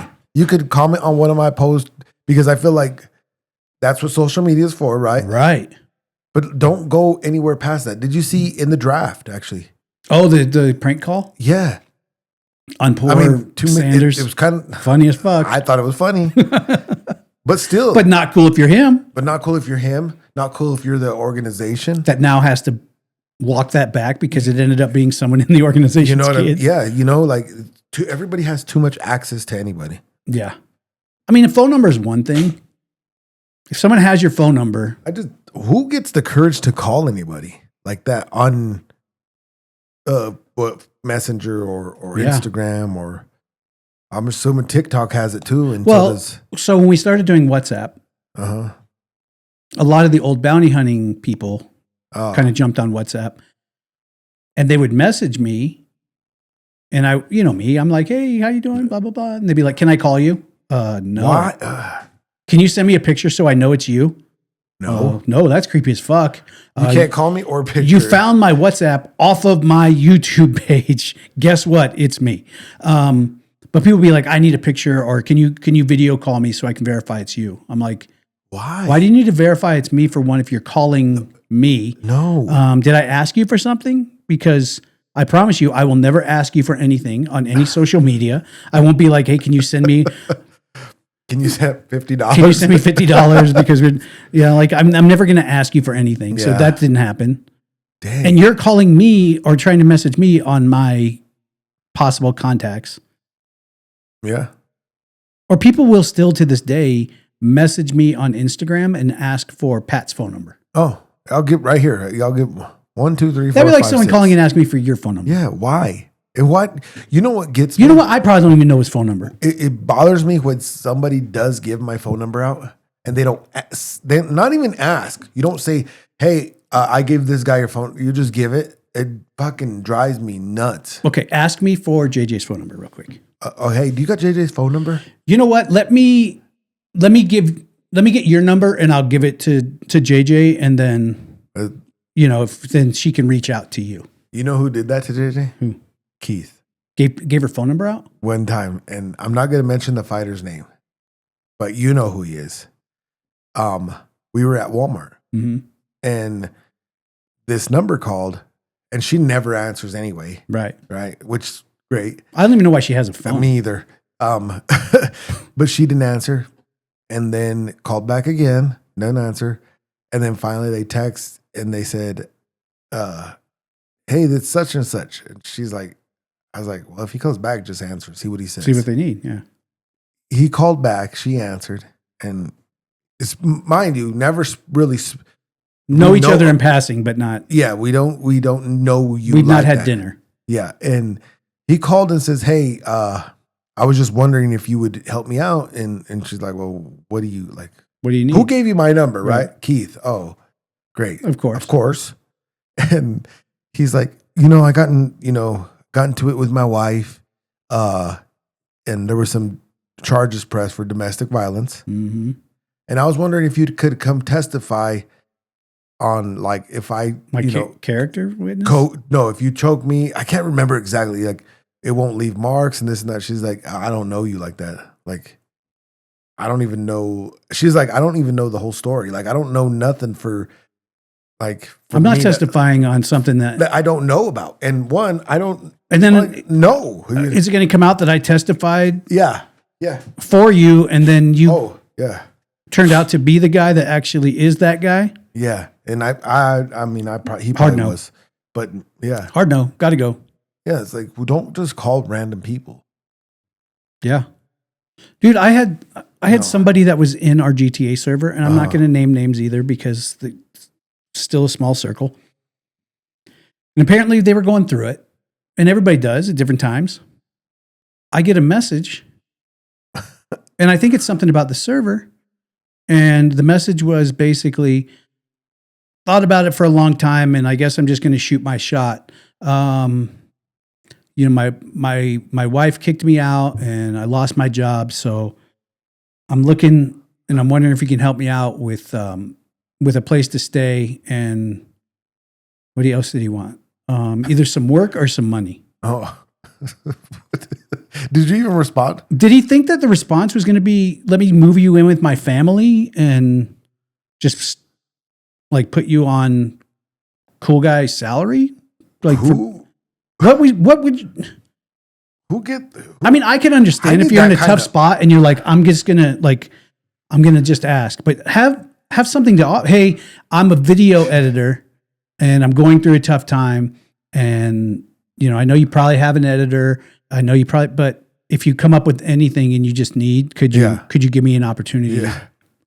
Yes. Yeah, let me get you. Yeah.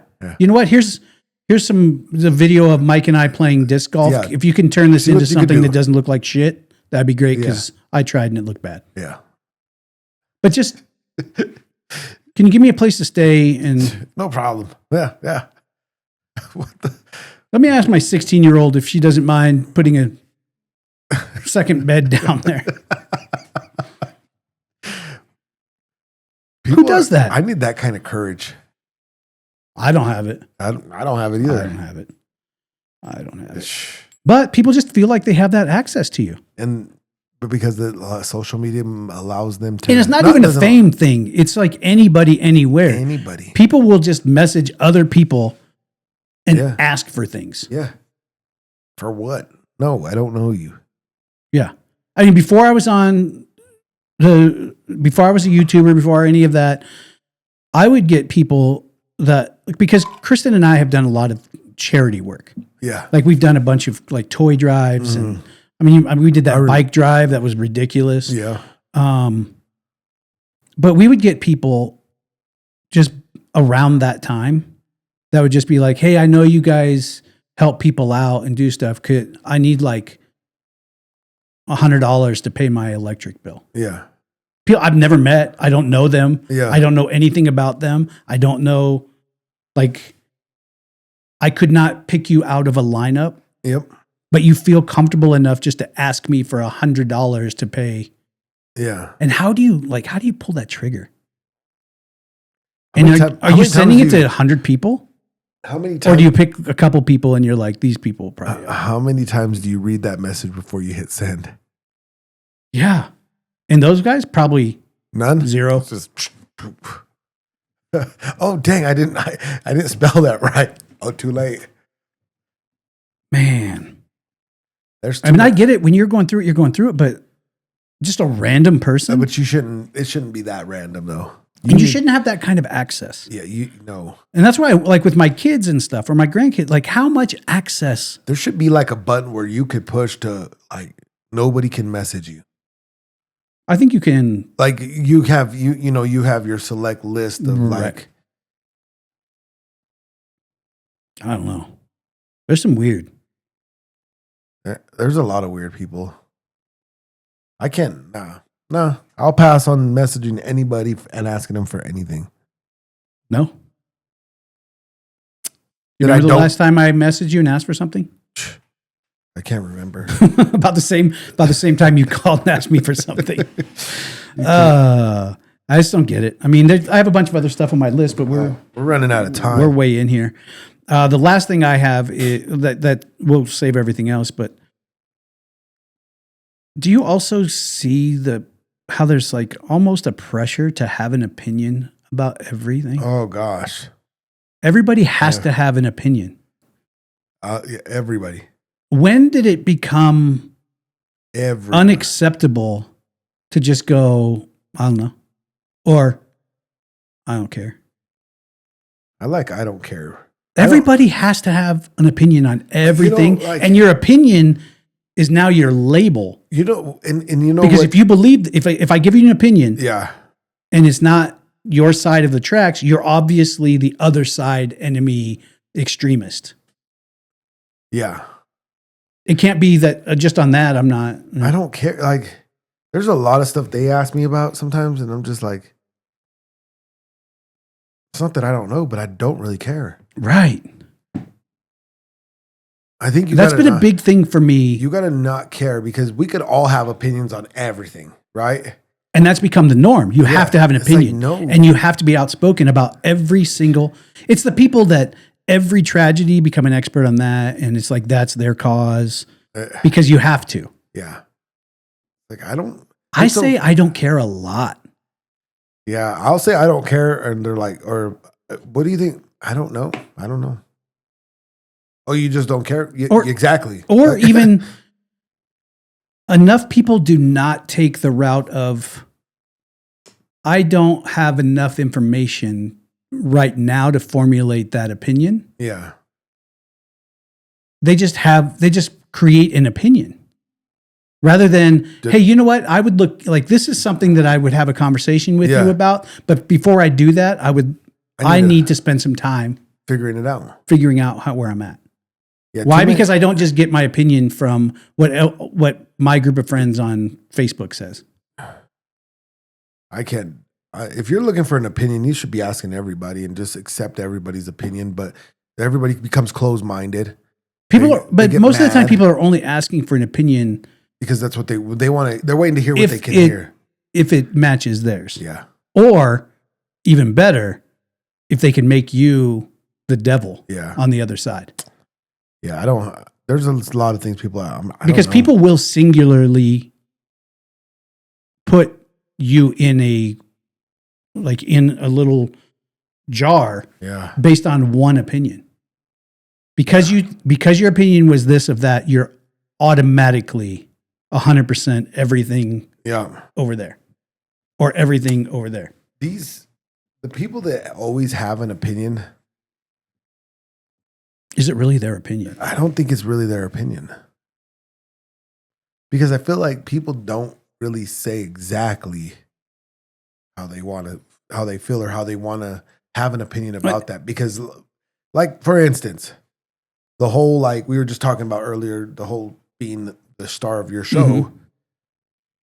if they can reword it some way to make it like I'm the good guy versus I think they're just a shitty person. Yeah. You know what I mean? But you don't want to say that. Unless you do. You know, but most times in a group setting, most people aren't going to. Yeah.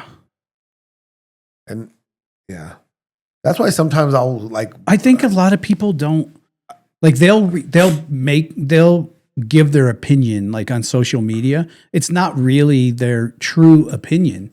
Like if I stop you, like if you post it, and I could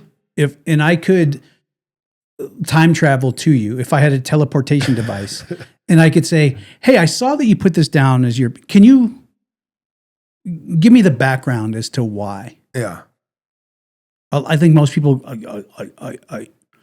because the side of the fence that I stand on, that's what we all say.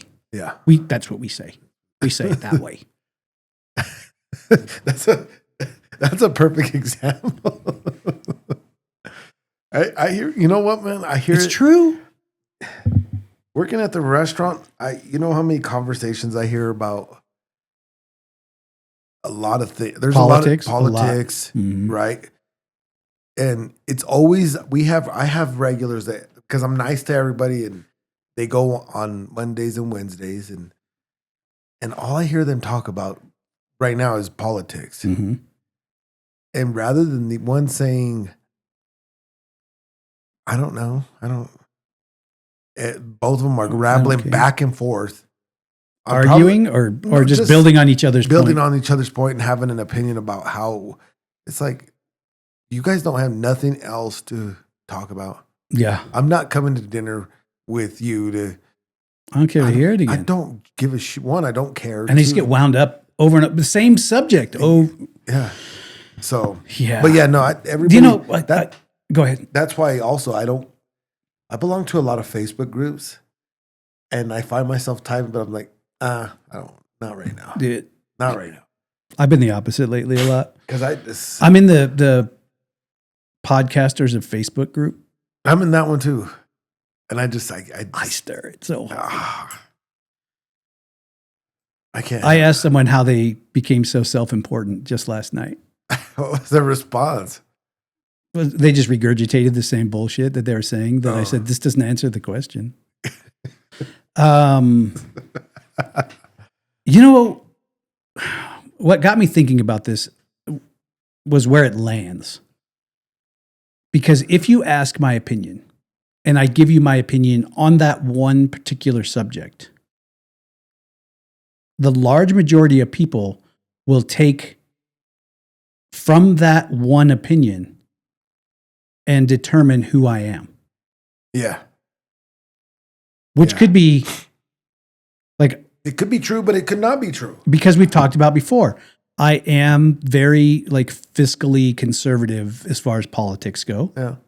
But I'm also very socially liberal as far as politics go. Yeah. So if someone that was on the way right asked me a question about gay marriage or some and they got my opinion, they would be like, "Oh, he's one of those libtards. Yeah. He's one of those snowflakes over there." Yeah. And then if that person met somebody who asked me my opinion on a financial aspect of politics, because the person that asked me that would be like, "Oh, he's a MAGA. He's one of them. Instantly. He's a MAGA. He doesn't get it, blah, blah, blah." If those two people met and had to describe me, they would just be in an argument with each other. All day long. You go do a whole episode on that one. Because this person would know who I am based on that. Oh, he's a libtard. He doesn't get it. And this person would be the whole time, "Oh, yeah, he's a racist, MAGA, this or that." And that's not true. And then to find out that they're talking about the same person. Yeah. It would almost be It would almost be cool to have you meet them both Be like, what? and ask them about somebody, and they would not like. They wouldn't know that you're having a conversation about the same person. Or you have those conversations to ask you about your opinion, and it's not what they want to hear, and they're like, "Oh, you don't care. I'm going to go ask this person." It's not. You didn't ask me. Then you really didn't want to know my opinion. You didn't really want to have a conversation. This is my thought. You wanted me to agree with you. Yeah. And now that I don't agree with you, you're no longer interested in having a conversation because the conversation's not going to be regurgitating the same grovel that you do with your friends. Yeah. People are weird, man. That's where I worry about people who are weird. People who identify by their like their party. I stay away from them. There's one thing I never say never, but I will never be like that. Like where everything is no one way or another. No. No. I've said it a lot of times, and I'll probably say it a lot more times. If you really want to know how I judge people, and if coming from a political background, if I can say, "Hey, Mike, can you tell me something that you really think the other side is doing well?" And then can you follow up with, "Can you tell me something on your side that you think is really wrong and your party's just not getting it?" Can you do that? Can you tell me something good about them and something that's not good about, your landing pad party? And if the person can't, if everything in their party is exactly right and everything in the other party is exactly wrong, I no longer have any care about a word that comes out of that person's mouth. Zero. You no longer have any value in conversation or words or opinion. You're just a fucking, you're just another widget who doesn't think. Because there's no way that you think that everything on your side is. There's nothing. It's impossible. It's impossible. It's impossible for any side to do everything right. That'd be like walking up to my wife and saying, "Hey, do you think, does Trevor have any flaws?" And she would go, "No, he's amazing. Do you understand? Then you know it's wrong." Yep. If you walk up to my wife and go, "Does Trevor have any flaws?" She'd be like, "Do you want them like alphabetically or like numerically? How would you like them listed?" And then if you listen to all that, you'd be like, "Oh, she hates her husband. Why'd you marry him?" But if you look at if someone else walked up here and goes, "Hey, can you tell me one thing that Trevor really does well or makes you feel good about?" Then you'd be like, "Oh my God, she loves him more than life." But you have to know both sides of it. You got to know she everything. loves me to the end of the earth. Doesn't mean that she doesn't fucking think I'm an idiot most of the time. Yeah. So that's my one takeaway. If you, as a person, if you cannot self-evaluate today and just go, "Am I open-minded? Like, am I really open-minded? Like, can I think about both sides of anything and find some commonality?" Yeah. And there's going to be plenty of people that are like, "You guys are stupid because you're right." I think I'm open-minded if I know they're open-minded. If you're not open-minded, then it's not that I'm not. I just don't care. Yeah. When I know that your whole personality is based on a political affiliation or or just even something you believe in so strong, and I respect that. But if there's no room for anything else, if you can't really like understand, on what is right or what is, if I can't, I'm not looking to change your mind. I'm just trying to learn. If someone can't play devil's advocate, and you still be able to have a conversation, then there's a problem. Yeah. As soon as they question it and you get mad, that's a problem. Huge. That's a problem. Huge. I learn more every day from people who disagree with me or have opposing values. Yeah. Every day. Yep. I just had a conversation on Facebook, of all places, in a comment thread with a guy that is diametrically opposed to the subject matter that we were talking about, as far as my opinion, Yeah. we had probably one of the best back and forths I've had in probably 5 years. Oh, wow. Because we are both open-minded enough to, I was like, hey, what about this? And he was like, yeah, I think this, but what about, this is why, what about this? And I'm like, oh, I hadn't thought about that piece of it. That makes sense. Yep. But what about, and at the end of it, the guy said, hey man, thanks for having a really, really engaging conversation with me. Did we change each other's opinion? No. But guess what? I know him better as a person. Yeah. And I respect his opinion. Yeah. Because the questions I asked, he had real, relatable answers to. And the things that I questioned him on that he knew, he said, you know what? You're probably right. Yeah. It doesn't weigh as heavy in my decision as this, and this. And that's probably why my opinion is still on this side of things. Mm-hmm. Because the things that do weigh are heavier than the things that don't weigh. Yeah. Yeah. Great. Love it, dude. Love it. Love knowing where you come from and understanding that you got to that place through true thought. Yeah. And that's really how you make your side better. Yeah. Understanding where I need somebody to tell me where the flaws are so we can get better. Well, if everything just divides and it's only by political belief, we'll just go to that. We're two different countries. All the time. We're not one country. No. At that point, we're two completely separate countries that should have separate land because if it's all or nothing here or all or nothing here, there's nothing happening. I guess we'd be homeless. Yeah, we don't get home. Is there like a green zone? No. Where it's just like this strip is like people who aren't dealing with either side's bullshit. Wouldn't have much room, I'll tell you that much. No, but I mean, truly. Yeah. If everything's you're right on your side and everything is wrong on the other side, there's no finding what's good for the most. Yeah. Because if you don't believe what we say. But that's the thing is like, if we look at those things and you really, really dive into that political side or whatever side it is, you don't even know what's wrong on that side if you're actually being honest about what is wrong with your side. Because you're like, oh, whoa, hold on. We got some shit to clean up over here. What are they doing? I don't know. I don't care. Yeah. We got some shit to figure out here. But people die, man, for that. They die on that cross, huh? Yeah, which great, but God, that's not the way to. That's just. Not I don't want to die on a cross that is not truly me. Yeah, and be that forever. Yeah, I no. There's no. I mean, there's people that cut off their entire family, everyone around them, because they refuse to have a discussion or be open-minded about anything.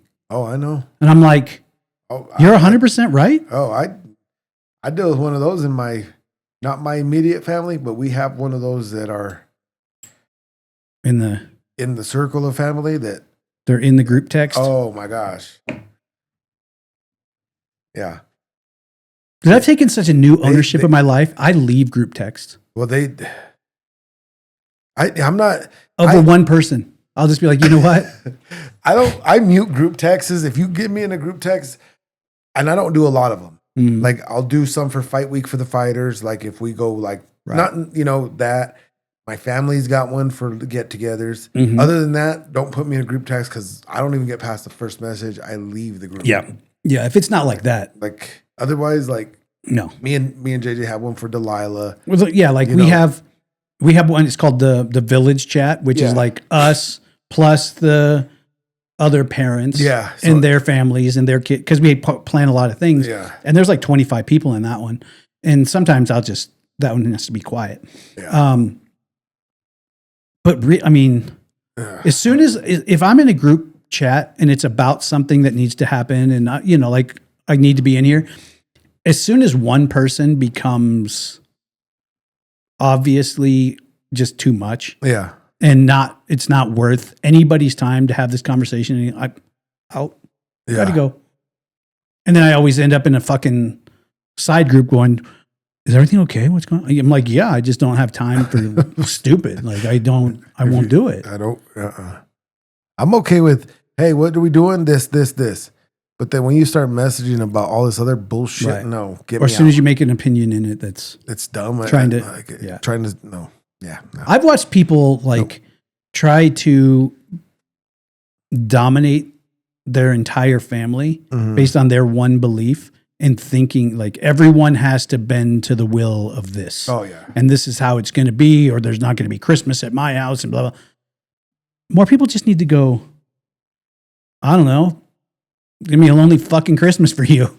The rest of us are going to be over here where it's fun. Hey, thanks for not coming. We're going to have a great time. We may egg your house just so you feel Whatever. involved. Yeah. Yeah. I don't know. So, but What else you got? What else you got? Nothing? I don't got nothing. Jesus God. We hit a few things on my list. I got this, and People will either like this one or hate it. they're gonna love it either way. They won't go magnet fishing. Nope. They're not. If you do magnet fish, send us some tips. 'Cause please, we're going to look dumb. please, we're not gonna know. We're going to throw it out there and just reel it in like we know what we're doing. What else is there? I don't know. There's probably some tips and tricks that we should know. I think we just got to find a good spot. What are we going to do when we hook on to that fucking Toyota Tercel with a 1,700-pound magnet and we can't do anything? Just cut it? You just lose the magnet? No, we're pulling that shit up. How? Your muscles plus mine. In that rope? This rope will hold it. I'm just saying, we probably need some tips and tricks. Really? Yeah, you just lost the whole thing. You can't even go now. Really? I'm out. Bye.